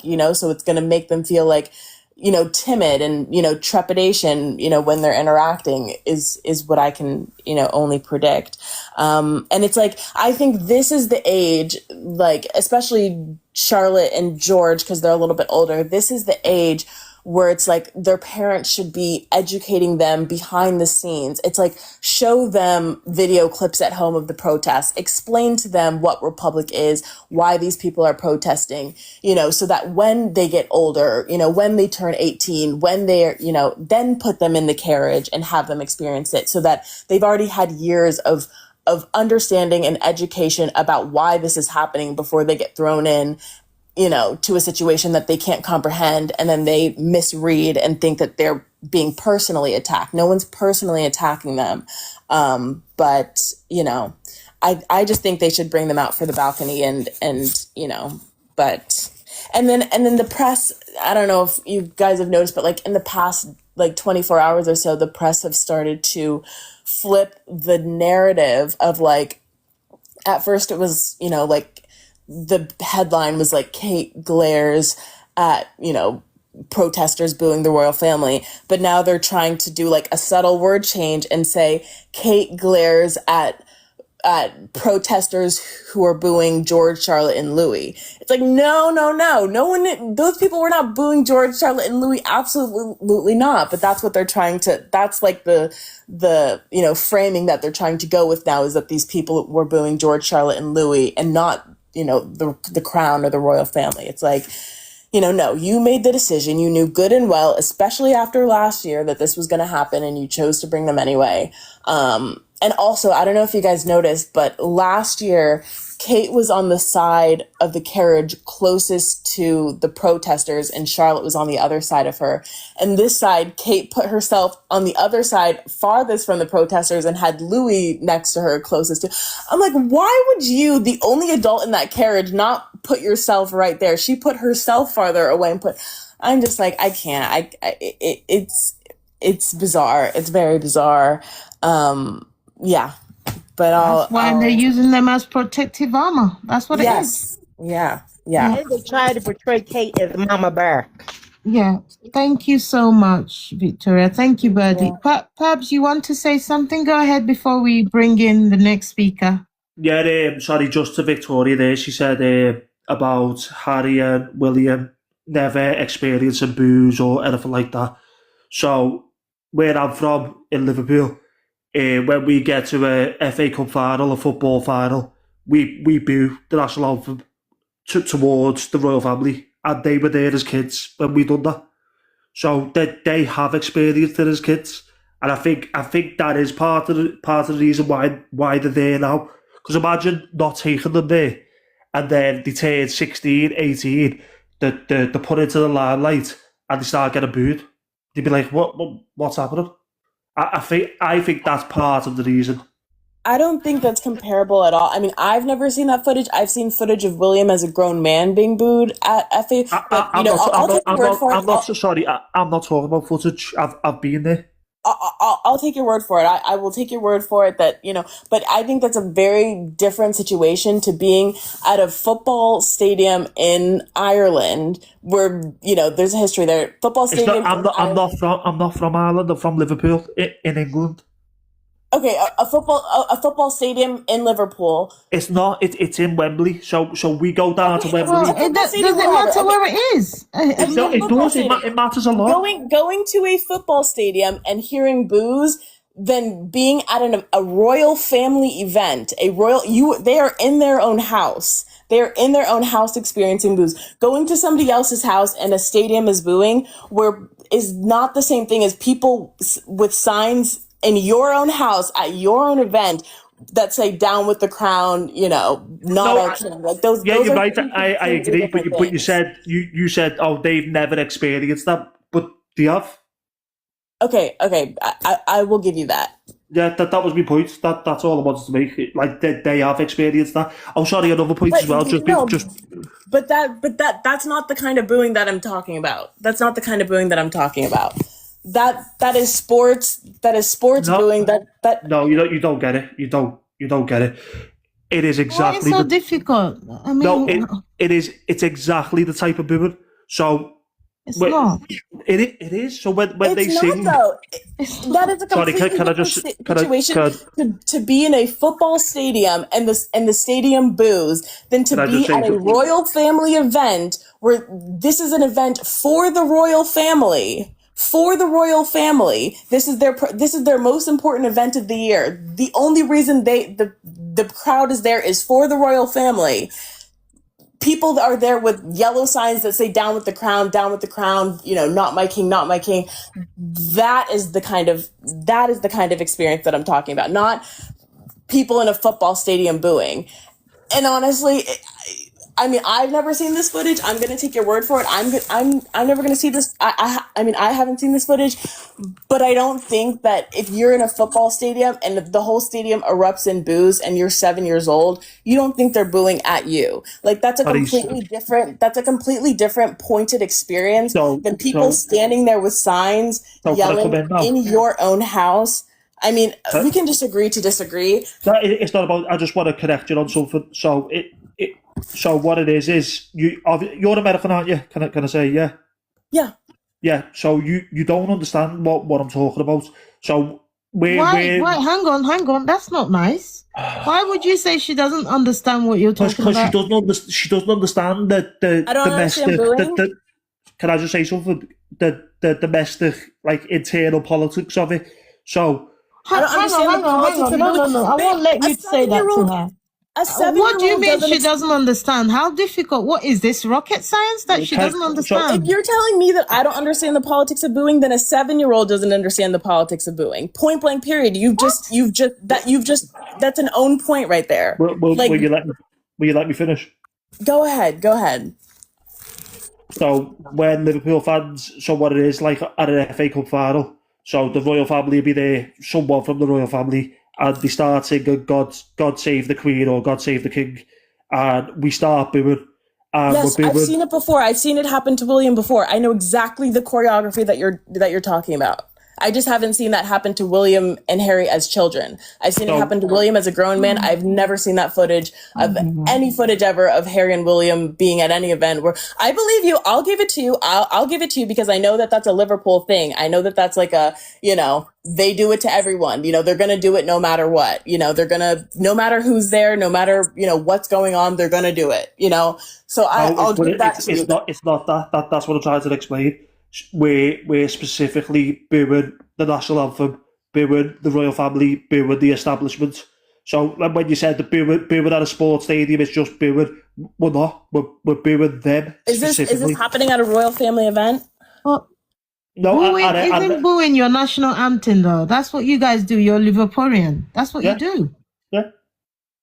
But it's not the same as you boo the country's national anthem. Yeah. Okay, that's not the same thing. We're not talking about the same thing. We are. The national anthem's God Save the King, of course we are. Well, that's different though. We're going to have to agree to disagree. We're going to have to. Okay, we're going to be here going round and round in circle. Can we just go to the next speaker, please? Dabarechi, hello. Good evening to you. How are you doing? Yes, hi. I'm very well, thank you. I just want to start by saying that I'm sorry, the guy that introduced the football booing, it's not the same thing with the royal family being booed. Because you see, when you bring these children out, I mean, it's not bringing the children out. They are, the bullying is different. The booing is different because they've been taught that they are power, that they are above everyone else. And here, when they come out, they get booed. It's not the same with the football booing. However, I just want to also say that these children are born within one of the most powerful homes in the world. You are forgetting that before they come out in that balcony, that they have this, you see, the royal family, they have this, what you call it, poll. They see Paul, who is liking them, what the people are saying, what the people are not saying. They see all those polls. These people have one of the best psychiatrists, the best advisors, the best. When you talk about MI6, you're talking about the royal family. So they see everything. If they've chosen to bring these children out, in fact, I appreciate that this is being discussed right here about protecting children. However, I'm trying to say that this is power. The royal family is power. So if you're saying that they are not looking after the children, that the children are being abused, because they need to get them up onto the throne, no, they are very. I feel like they got all apparatus to understand if bringing those children out to the balcony will affect them in future. They train these children. They train them very well. However, I just want to applaud the moderator. Hang on. You can't just drop misinformation and just walk off. Okay. How do you know that the royal family look after the children? What gives you that indication? Because first of all, they are children. It's like you. I don't know if you have children. I do, and before you go further, just know I'm a qualified social worker. What you're saying, it goes against everything to do with looking after children and making sure that children's well-being is being upheld. Go ahead.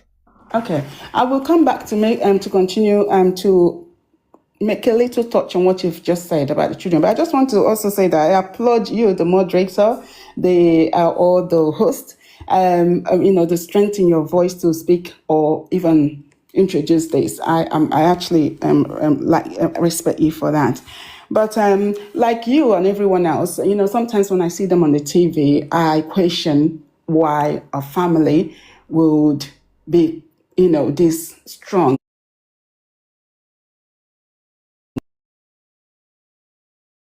A lot of TVs. This was when this tradition, as some people have heard on this platform called it, was introduced. But now, even someone who can't read can literally follow what is going on now due to social media and the AI, everything teaching people, with lots of knowledge and information these days. So, and I'm sure sometimes I question how they think it is right. If they were in the public's shoes,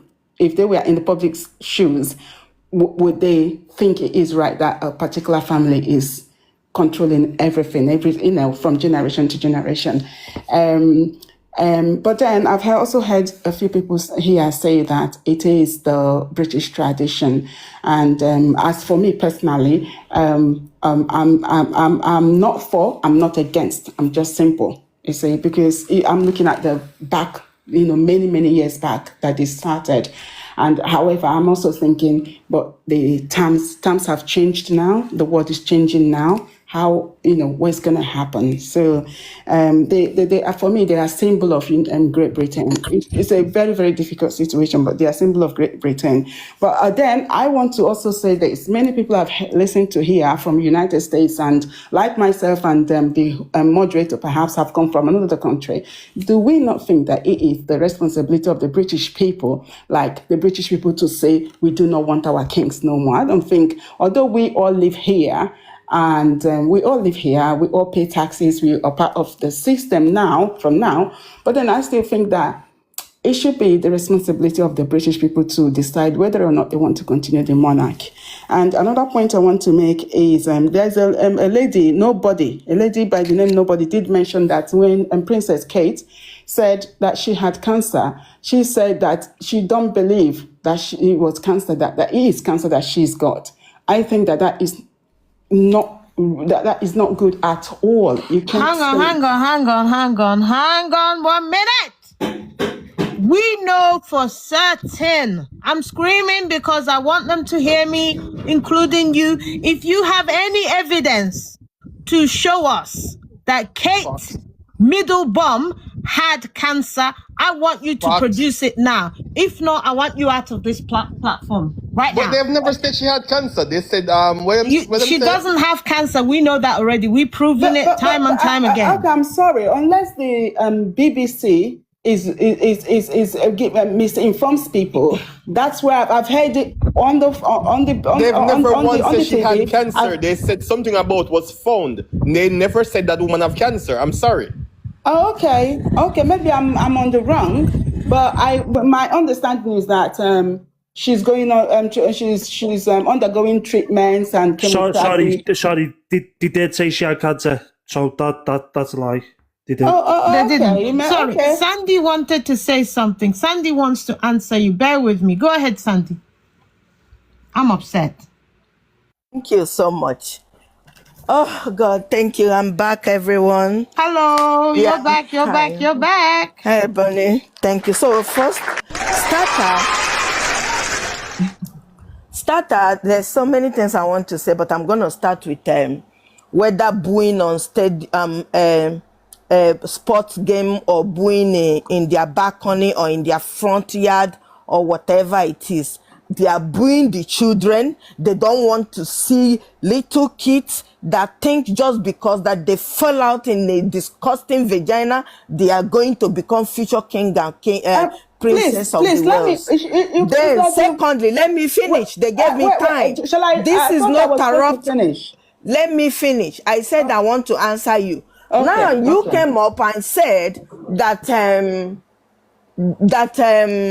you said that, I think you mentioned that fungi is actually a princess, and you wanted to throw your wrapper for her to walk on. that she have cancer. Whoever said that they should take it back, this and that. I don't know if it's in your dream that her spirit came to tell you that you should go and announce it to the world, just like the angel that told Mary that she's going to be pregnant. Let them go and announce it on the world that she have cancer. In her mouth, where she was giving a solo interview that nobody asked her after she had disappeared. In fact, not actually disappeared. After she had finally came out of coma from the beating her husband gave her on December 28, 2023, that took her to hospital. She came out on the balcony after everybody was asking about where she is. She came out and said that before the media that you're talking about that gave you the news or the dream that you have said that she had a planned surgery. Now, planned surgery that accidentally aligned to vacation date that she did not go again, then the planned surgery become an emergency surgery where they now find out that pre-cancer cells is not a cancer, where they found a pre-cancer cells that is going to finally come in the year 2060, not in the year 2023 or 2024 or 2025, but in the year 2060. But they found that pre-cancer cells. When they find it out, that they took it out, those are the British this thing. Then anytime that she's feeling like, anytime she comes out and people give her what they give Meghan, then the media that told you, or her spirit that told you that she have cancer, will come out with the cancer game. Then when she goes to vacation and she is flying on the moon of snow, there is no cancer. But when it's time for her to do her duty, then the cancer game comes out. So when you come out here without doing your research, or probably she have sent you because she have been watching our life for the past 1 year. She have told you to come to this life to tell us, yes, supposedly that she have cancer. You know, now when you talk about the kids, let me finish. Now when you talk about the kids, you know, the kids is as rotten as the parent. And when somebody said that the parents supposed to teach the kids, is it the dumber and the dumbest that will teach the kids? Is it the two grown idiots, imbecile, that are there planning and executing how to finish his brother and his brother's wife? For 1 minute, have to think about how to coach their own children. Everything they have been doing. First of all, everything undiagnosed cancer patient he has been doing is to try to get Harry to bang her. Unfortunately, Harry refused to because she's a marketplace. Then when Harry finally got married, she sworn on her grave that she would do everything to chase them out, and she succeeded with their workers. Remember, it was their workers that were going against Harry and Meghan. So when you come out on this platform, please read the room very well before you begin to spew all those things that you're spewing. But if you're going to talk about actually debuting in their backyard, like Victoria said, why the kids are watching, this is what, when you talk about it, I want you to talk about those kids' mental health, because it was the same mental health that destroyed Harry, that destroyed William, and they are still setting that again and again and again. What they call history repeating itself. Okay. And they are doing it, and they are making these children to look like imbecile. Why they are not? They are not actually letting these kids be kids. And when you say that they are the most richest and the most powerful, sometimes the most richest is not mean the most smartest.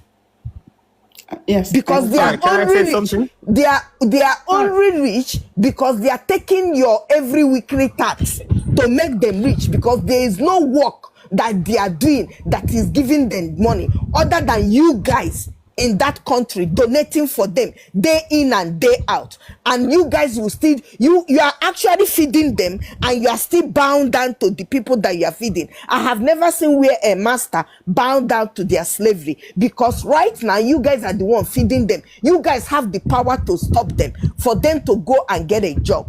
But they have lied to you guys for thousands of years, telling you guys that they were touched by the thunder of heaven to come and become the king and the queen of Britain. And Can I now say something? every Britain have to feed them. Sorry, Can I say Daberechi something, has please? to answer. Sorry, Peter, 1 minute. Daberechi has to answer. Sandy, have you finished?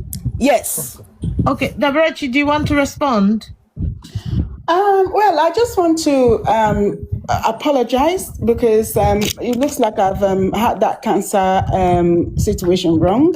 I thought that, like when she said that it is pre-cancer and that pre-cancer cell, and that pre-cancer cell will eventually develop into cancer. Okay, and that is correct. I think that's what I heard. So, okay, let me take that back.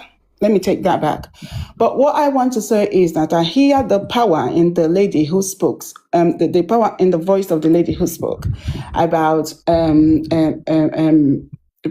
Kate and William's children, in fact, the royal family's children being used or abused. But what I want to say is that why is she so passionate about these people? If she says, if it is that she wants to say that get rid of it because they are taking our taxes, get rid of it because they are just a family, then I understand.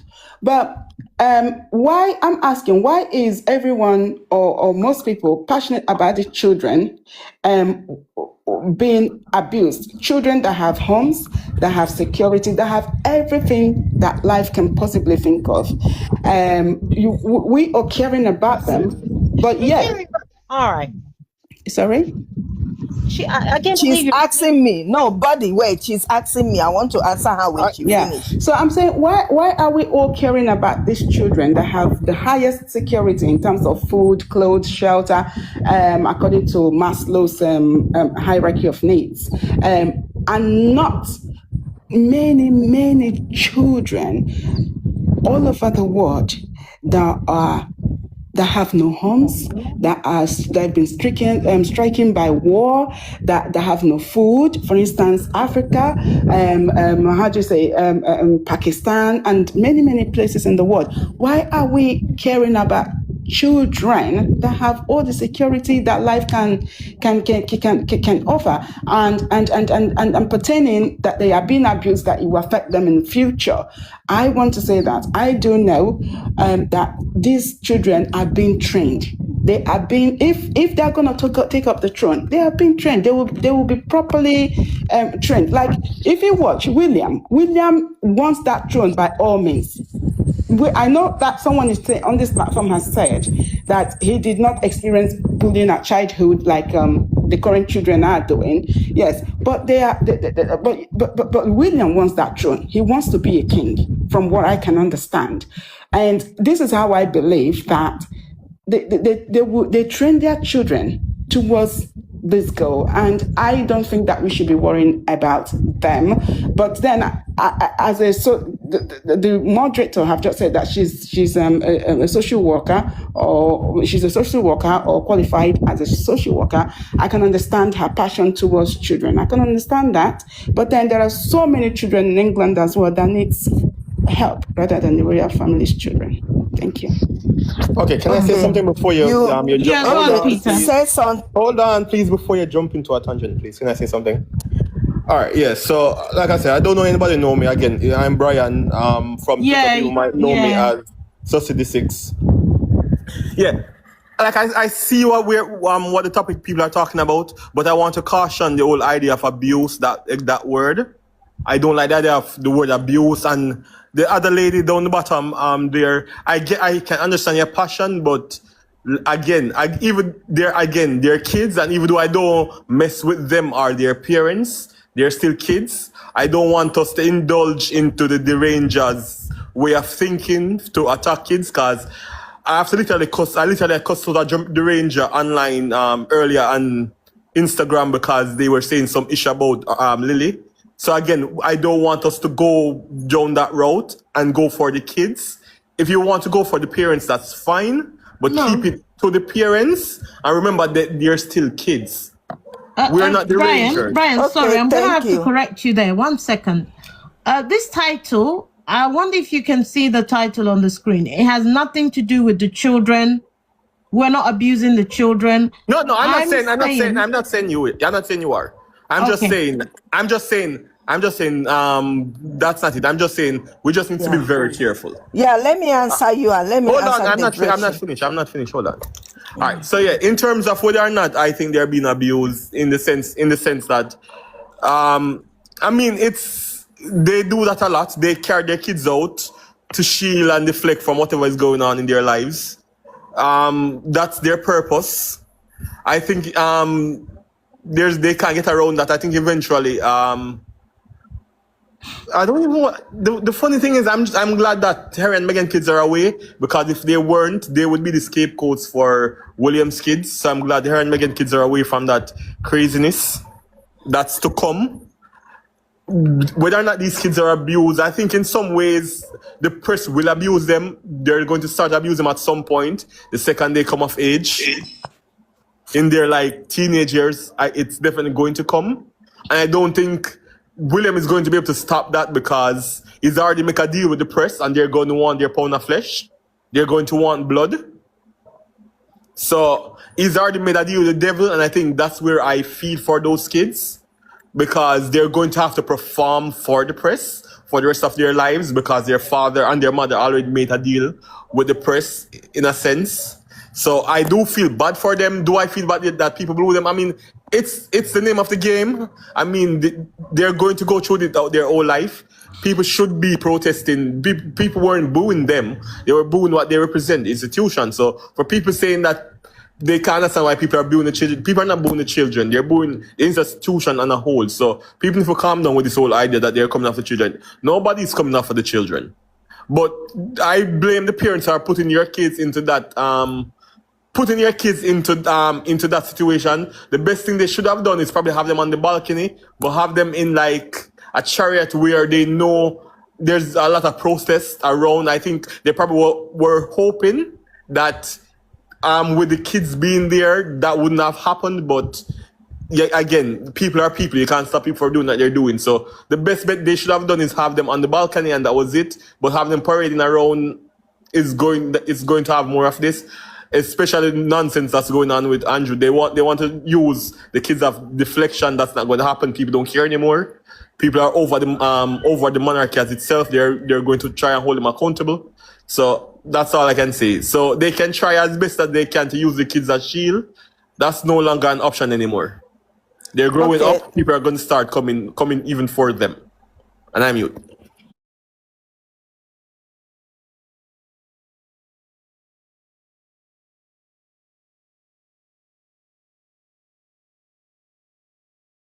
Everything bad. And when you say that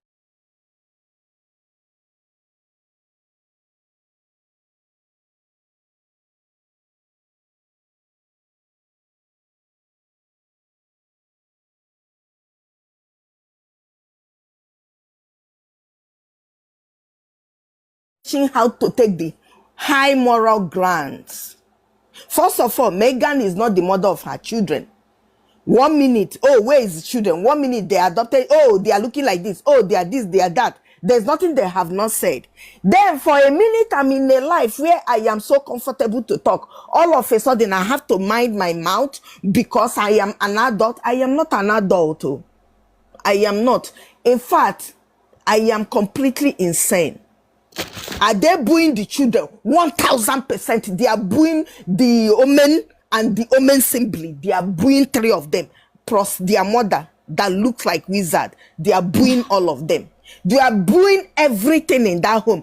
And for some lady to come up here and say, if we want to talk about this, we should talk about why not helping the children that are homeless and this and that. That's what you should talk about to your kings. What are kings for? You mentioned Africa. Have you seen African kings? You go to African king's house to collect food, not to give African king food. So if you come here to tell us how we're supposed to be a high moral ground, and the person that is leading is the whole country that said God sent him to come and rule over all of you. If God really sent him, they shouldn't be homeless in your country. They shouldn't be a beggar in your country. They shouldn't be you guys paying for tax, using your taxpayer money to fund their lifestyle, to fund their diamonds, to fund their riches, to fund their powerfulness. Because if you are funding them and they are becoming powerful, and you that is squatting, probably a homeless, shouldn't come here and be defending them, telling me that have not claimed to be any king or any princess to come and feed the homeless or to go and feed the ones in Africa. They were the ones that should do that. Mind you, they are the ones that corrupted and destroyed African grants.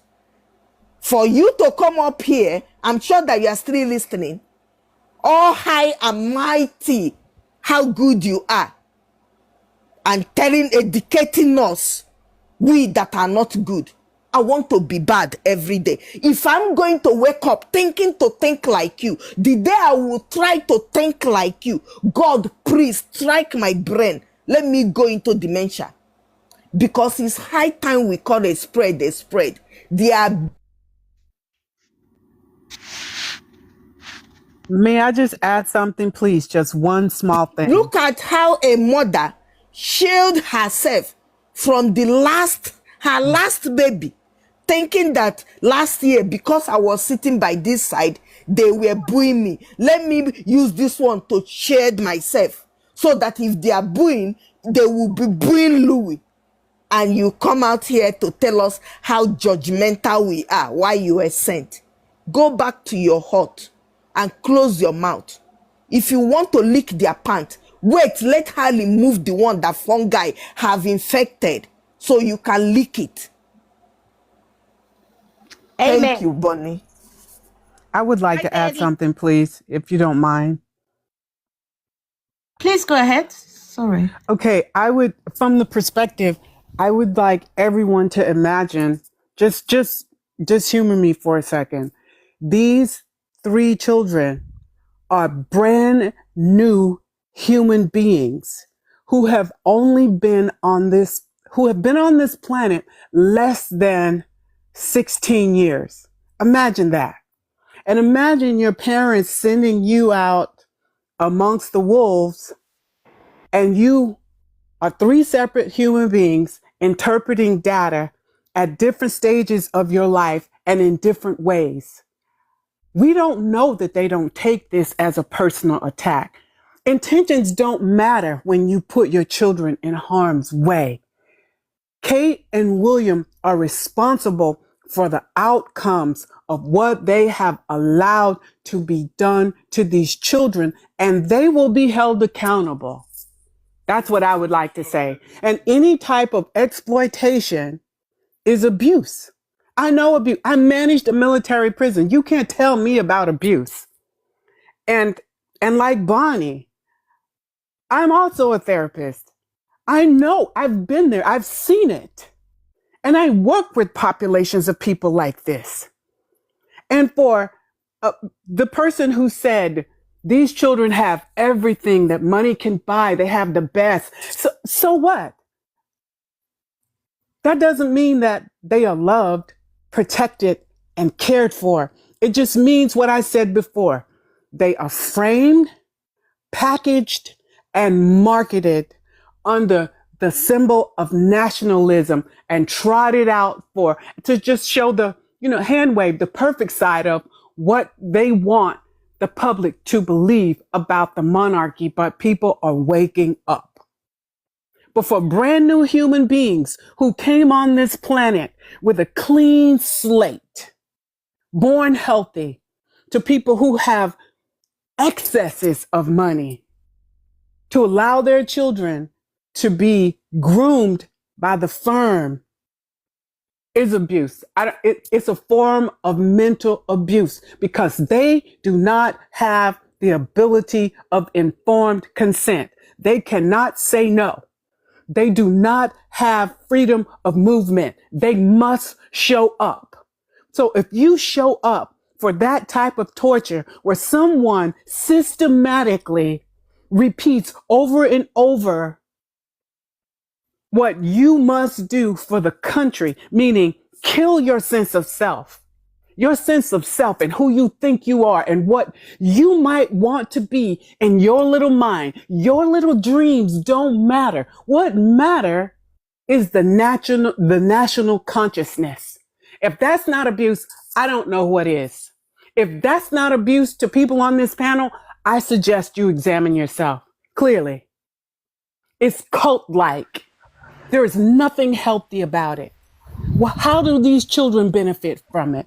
If these children have limited speech, knowing when they become adults, they can't even choose their own partner without getting permission. That's not humanity. Their humanity is not intact. There's nothing you can tell me about that. The science backs it up. That's all I have to say. Thank you. Thank you. Thank you so much. Miranda, go ahead, and then we have Eric after you. Go ahead. I just want to completely agree. And in regard to, why we should care about these three young people who were born into enormous privilege and everything, is because these, especially George, I mean, he is a heir to the kingdoms, and he is going to raise to have influence on other countries. He's going to be raised to have influence on what goes on in his country. I think it started at like babyhood almost. Because, I mean, what you think, I want to use played out, but played out on this, national global stage is very similar to how white everyday Americans, not what everyday white UK citizens, they get indoctrinated into upholding white supremacy, systematic racism. Can you hear, or is it just me? It's very choppy. At some point we hear her, but then other times we don't. Miranda, I think you're having bad connection. Are you able to kind of move? Maybe to can you see hear if it me will now? change. Yeah, we can hear you now. Hopefully it doesn't break up as you speak. Yes, just let me know if it breaks up again. But again, what I was saying is that we're seeing played out on the it's still breaking up. These three young people is very similar. Okay. Hey, let me disconnect my Bluetooth. Hold on. Okay, is this better? Yes, much better. You're clearer now. Okay. Good. What I was saying is that what we are seeing with these three young people being played out on a global stage is very similar to how everyday American, citizens, and I would argue that the UK citizens, white citizens, let me preface that, but this is how white people get indoctrinated into this whole system of white supremacy, patriarchy, and systematic racism. This is how it is done. We are seeing them being put in front of people who are, who are protesting, and that is going to deepen the divide of an us versus them. which plays into the whole system of, you know, the whole hierarchical system. So it's going to make them stick closer to what they know. It is going to make them, it's going to make the firm not keep them on a shorter leash, but they are going to be willing to not, you know, step out against the firm, in a similar way that, you know, Harry, he fought to go into the military. He fought to spend a whole lot of time in Africa. Even, you know, like after he was of age and everything, he fought for Invictus. Harry did a lot of going against the system, of just kind of sort of having to grind and fight for stuff. And he talks about that in Spare. But when the us versus them mentality really kicks in, and you add on to it how the system of white supremacy preaches conformity, you know, and that if you do anything out of line, you're kind of shunned, or you're put down, or you're talked badly about. That when I seen what played out with the protesters and everything, that was my first thought. Now, I am not saying that the protesters shouldn't be there. They have every right to be there. And in fact, they are swimming upstream of the system. They are holding up, you know, a mirror to the system and saying, look, this isn't right. But what I don't agree with is like everybody on this panel has said, is putting the kids in front of protesters, knowingly putting the kids in front of protesters, because we have video evidence that was live streamed on TikTok of police moving protesters and everything, of taking down their signs. The War family knew that there was going to be protesters there, and they paraded these kids out in front of them anyway. That's fucked up. And that it also doesn't escape my notice that not only does, you know, does seeing protesters or people that are against the system, when you're inside the system, when you are being raised in the system, you know, the parents and the people around you and the firm and all of that is going to say, you know, you see how they don't like you, you know, you see how they're against you, you see all of this type stuff, and it's going to make you want to conform more, because conformity in that type of system also equals safety. Because if I see the people on the outside of the system doesn't like me, and the people on the inside of the system have a problem with me, then where do I end up? Where is my comfort zone? Where's my safety zone? And so, but again, when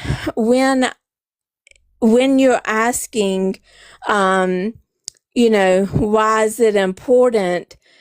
And why should we be paying attention to these kids that are so privileged and everything?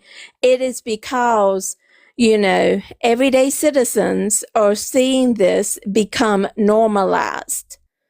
They are seeing the system at work, and they're not questioning the system, or at least, you know, most of them aren't questioning the system. And that can trickle down into everyday consciousness. And that is how you know, the system of white supremacy, systematic racism, white narcissism, and patriarchy, that's how it continues. It's because everybody that is under the system holds up the system, because that is what they know, that is their comfort zone. And to step out of that comfort zone is to be uncomfortable. And white people do not like to be uncomfortable, because we're not used to it. We have not grown up in being uncomfortable. And so that's why it's so important. Not only are these young people going to be influenced or influential with their peers and the people that come after them eventually, they are also the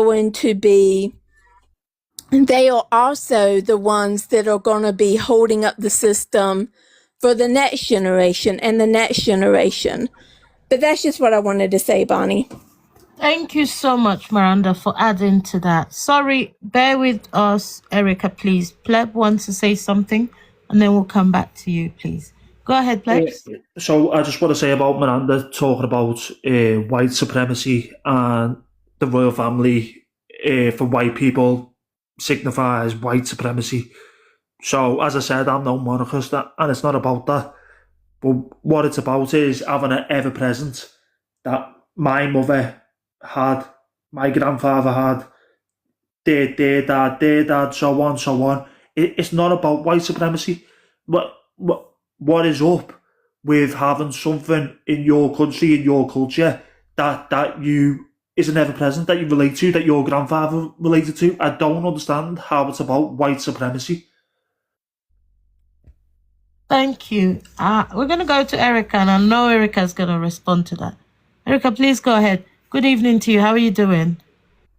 Oh, I'm doing okay, Bonnie. How are you guys? Well, thank you. Good to see you. Thanks. I'm kind of just squinting my eyeballs here because I've been listening because I think it's important. Just like you were so kind enough to have an all-American space last time for Americans to just kind of give our 2 cents on situations. I just really wanted to listen to the British perspective, or better yet, the Commonwealth. Let's not make it all about Britain. Let's talk about the Commonwealth perspective of all of this. And I'm just going to go ahead and answer the prompt. They've been using these children as shields for centuries. I mean, the British royal family's reputation, it precedes itself, right? I mean, there's a whole litany of bodies and bloodshed and lies and deception. I mean, this is pretty much what this whole family is predicated on. And I don't care who likes it. I don't care if you call me a Yank. I mean, there's still fountains and counties named after your royal family because of colonization. I'm really not trying to hear that I need to mind my business. Oh, and your princes over here in America. I don't know how that happened, but not racism, right? Pabs. Yeah. So, let me just say this. When it comes to the protection, and I'm using protection in quotation marks, I think we need to be realistic about what's happening with those 3 children. They are currently working. I don't care how you guys try to sugarcoat it. They are working. They are put out on parade. They are doing the same thing as their parents. They are doing engagements.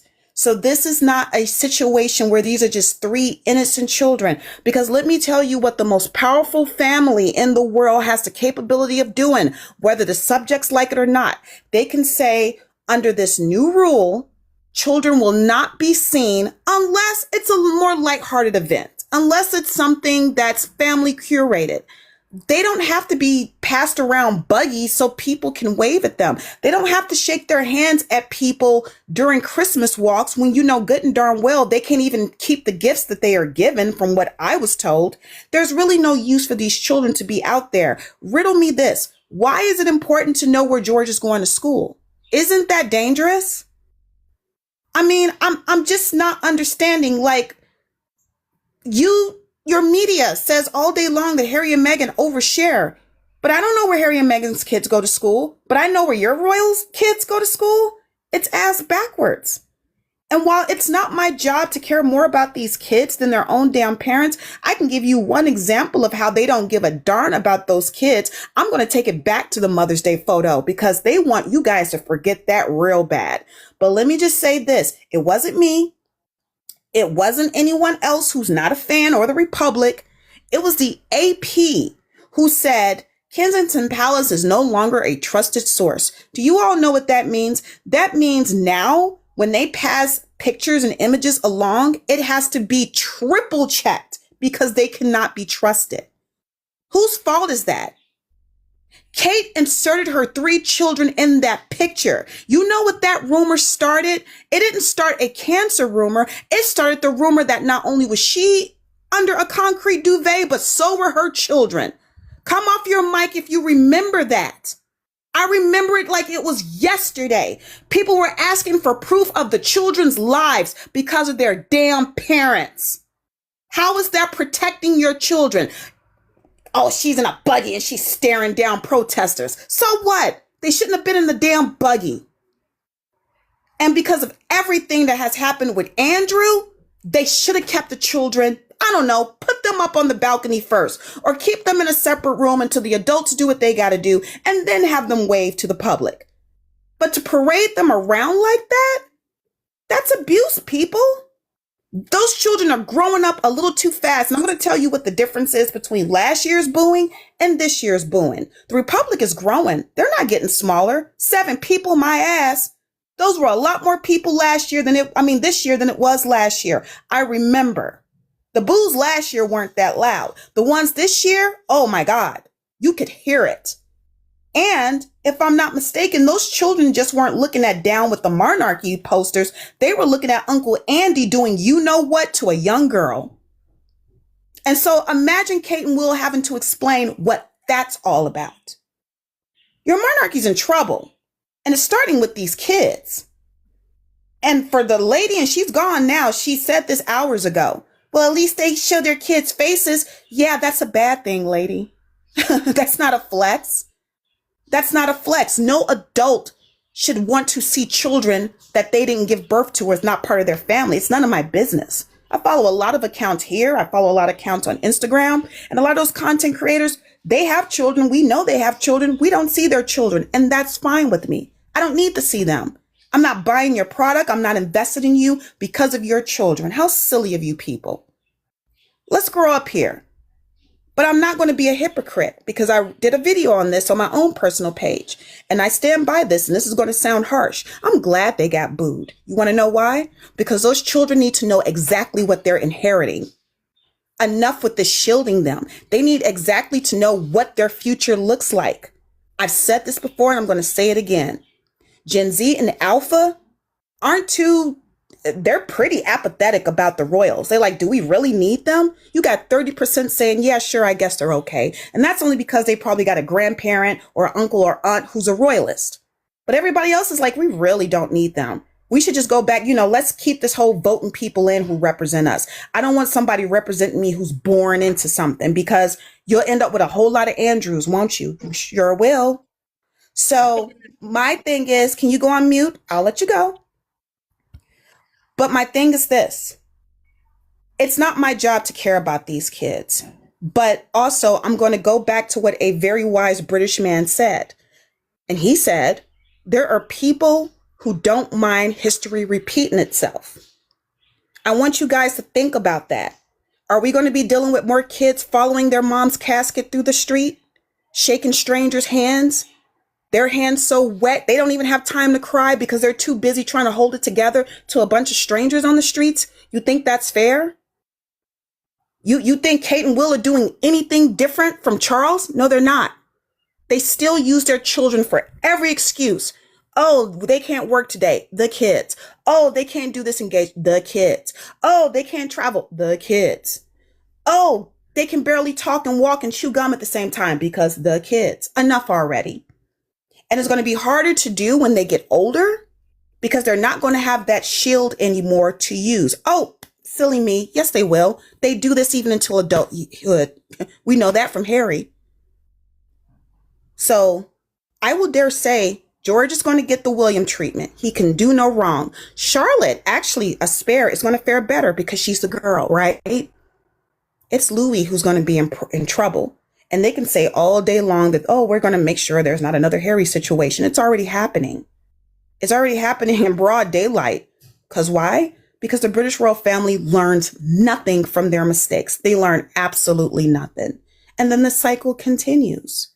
So, yeah, that's my little Yankee opinion on it. And that's it, Bonnie. Thank you so much. I appreciate that. Sorry, there was a question perhaps you posed earlier. Can you remind me? I forget easily. I've got a fish memory. You said something. Hello? Sorry, You asked the question. What was it again? I can't remember about what. About obviously, but I can't remember exactly. I can't remember neither. I forget easily. Thank you so much. You wanted to say something because while Erica was speaking, you unmuted. Yeah, so first of all, I just wanted to. So Erica said about there should be people that have Hello, I remember what he said. Vanny, sorry to jump in. I remember what he said. I can't stay, but I remember what he said because I was listening.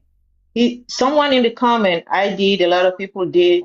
They said the family represent white supremacy, and he said, "Why is that? Why is that? Why is it? That's what they represent. Why they can they just represent an old institution that his grandparents can appreciate? Why does it have to be?"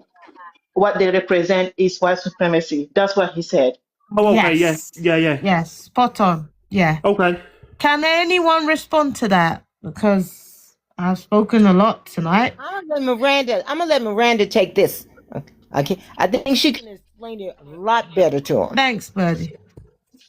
Well, here's. Can y'all hear me? Yes, we can hear you. Okay. Go ahead. Alrighty. If I break up, just let me know. Here's what I meant in saying that earlier. When you have a country, a country that is built on the oppression of others, and the UK is just like the US is, the UK is. The UK was the money that they got from the transatlantic slave trade is is a major part in what helped build, the UK that y'all enjoy today.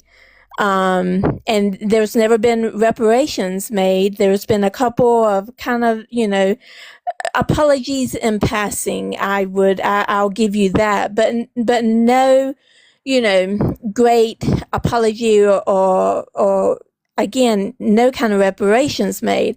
The U.S., in fairness, has not done that either. Miranda, can I just stop you there 1 second? Can I just reply to that? Go ahead. So, exactly what you said. Interrupt her. Can she finish, please? No, go ahead. I want to hear what he has to reply say. to that point exactly. So what you said there is exactly right. But when you said the no apology or no reparations, you're correct, no reparations, and I can't think of an apology. But after all that, there was no other country in the world that went out the way to stop the slave trade. Every other country was doing it. Britain went out the way, spent billions to stop it because they knew morally it was wrong. So I think that stop what you benefited for so long from. Exactly. And what here's my statement. Here's my statement, Paps, to that. Your industrial revolution was paid for by the slave trade. There would have been no industrial big boom if it wasn't for the slave trade, because that's how much money was dumped into the UK economy. So when I mean that, the UK benefited from that, and might I add, continues to benefit from that. I mean, people made big money off of the slave trade in the UK, to include this royal family. And not only the slave trade, your royal, jewels and everything are from, African countries. And when the African countries say, look, you basically stolen this, can you please return it? They have said no. Your museums alone, countries have been begging for decades to return artifacts, and your museums say we can take better care of them than you can. And these are artifacts that were stolen from the countries. You have a prince. There are people have been asking for his body's return for generations, for decades. And England has refused. They said it's too hard. We can't do it. So do you see the systematic way that, white people have put themselves above Black and brown people across, and I haven't even touched on India and what happened in India. I mean, the Mau Mau uprising. Yeah. Hold on a minute. Sorry. So I'm saying all of these. I'm giving you this list because as a white American, I completely understand a little bit of where you're coming from, because you have learned of these things from a white perspective, meaning that white historians have wrote the history that you have consumed over your lifetime. Same happens here in America. When Black historians from those countries write the history, it paints it in a different color. And I would encourage you to just look up some African history in the way it relates to the UK, but make sure that it is authored by a Black person or a brown person, because it will 98% of the time paint it in a different light. Now, I understand that, you might think, well, yeah, but that's propaganda too. Same way I've been given a version of history, maybe they've been given a version of history also. But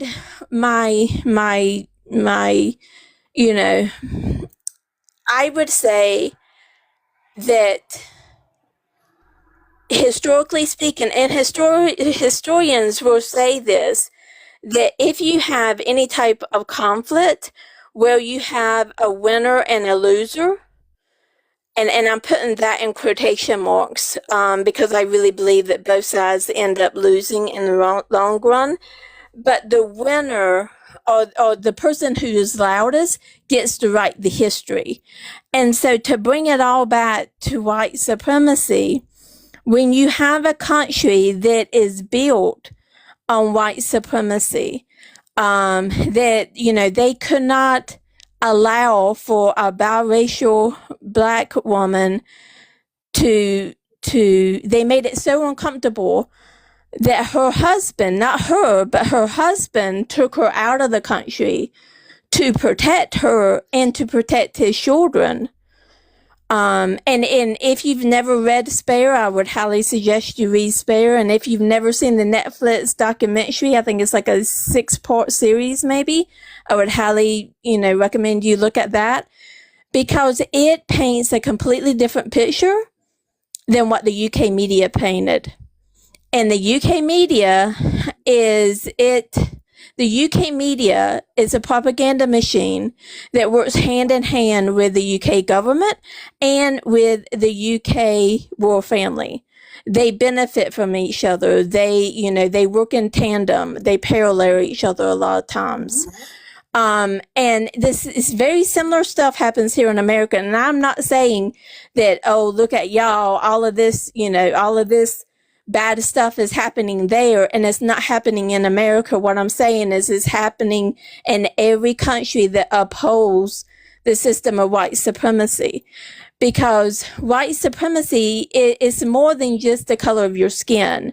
It is about separating. It is about, there was a guy on here last month, I think, or at least a couple weeks ago. And he was saying that UK was not a racist country. And he used the example, he said that the UK was not a racist country, and that, he didn't believe that white people in the UK, were racist. Now, experts, because again, I've been on a deconstruction journey for a decade plus. So experts in the field of sociology, psychology, and experts in the field of racism and racism, like relations and everything. They have agreed, and so I'm not pulling this out of my ass. I just want you to know. The experts say that if you are white and if you grow up in a country built on white supremacy and patriarchy, because the UK is also a very patriarchal country, and Sorry, shows every country in the world. There's the country that's a matriarchy, is the. Yes, and so and systematic racism. If you're a white person, then you have some type of internalized racism or internalized bias. You know what I mean? Because the example he gave to push back on me when I said that was that he had a friend that had a 3-year-old girl, and when she first seen a person, I don't remember the race, but it was a black or brown person, she said, "Look, mommy, that guy has dirt on his face." And so it starts at the age of 3 or younger, that she is already seeing. Here's what I seen when he said that. Let me rephrase what I'm about to say. What I seen is that little white child had never seen a black or brown person on her favorite TV show, because she didn't recognize that person as a black or brown person, that she was meeting. She was meeting a black or brown person for the first time. She never had baby dolls that were black or brown. She just had, I'm assuming, white baby dolls. She had never been introduced to the concept of race. She didn't know there was any other people out there besides white people. And not on her TV shows, not in her baby dolls, not in her fairy tales, not in her favorite, storybooks. There had never been black or brown representation. That, to me, tells me that the culture is all about whiteness. It centers whiteness. And so... Sorry, can I just come in here a second when you say that? We're going off topic here, but so you say that, No, I think she's answering your question. She's she's answered like a lot of different points. I just want to come in and say a few. But let me wrap up, and I promise. Finish, you can understand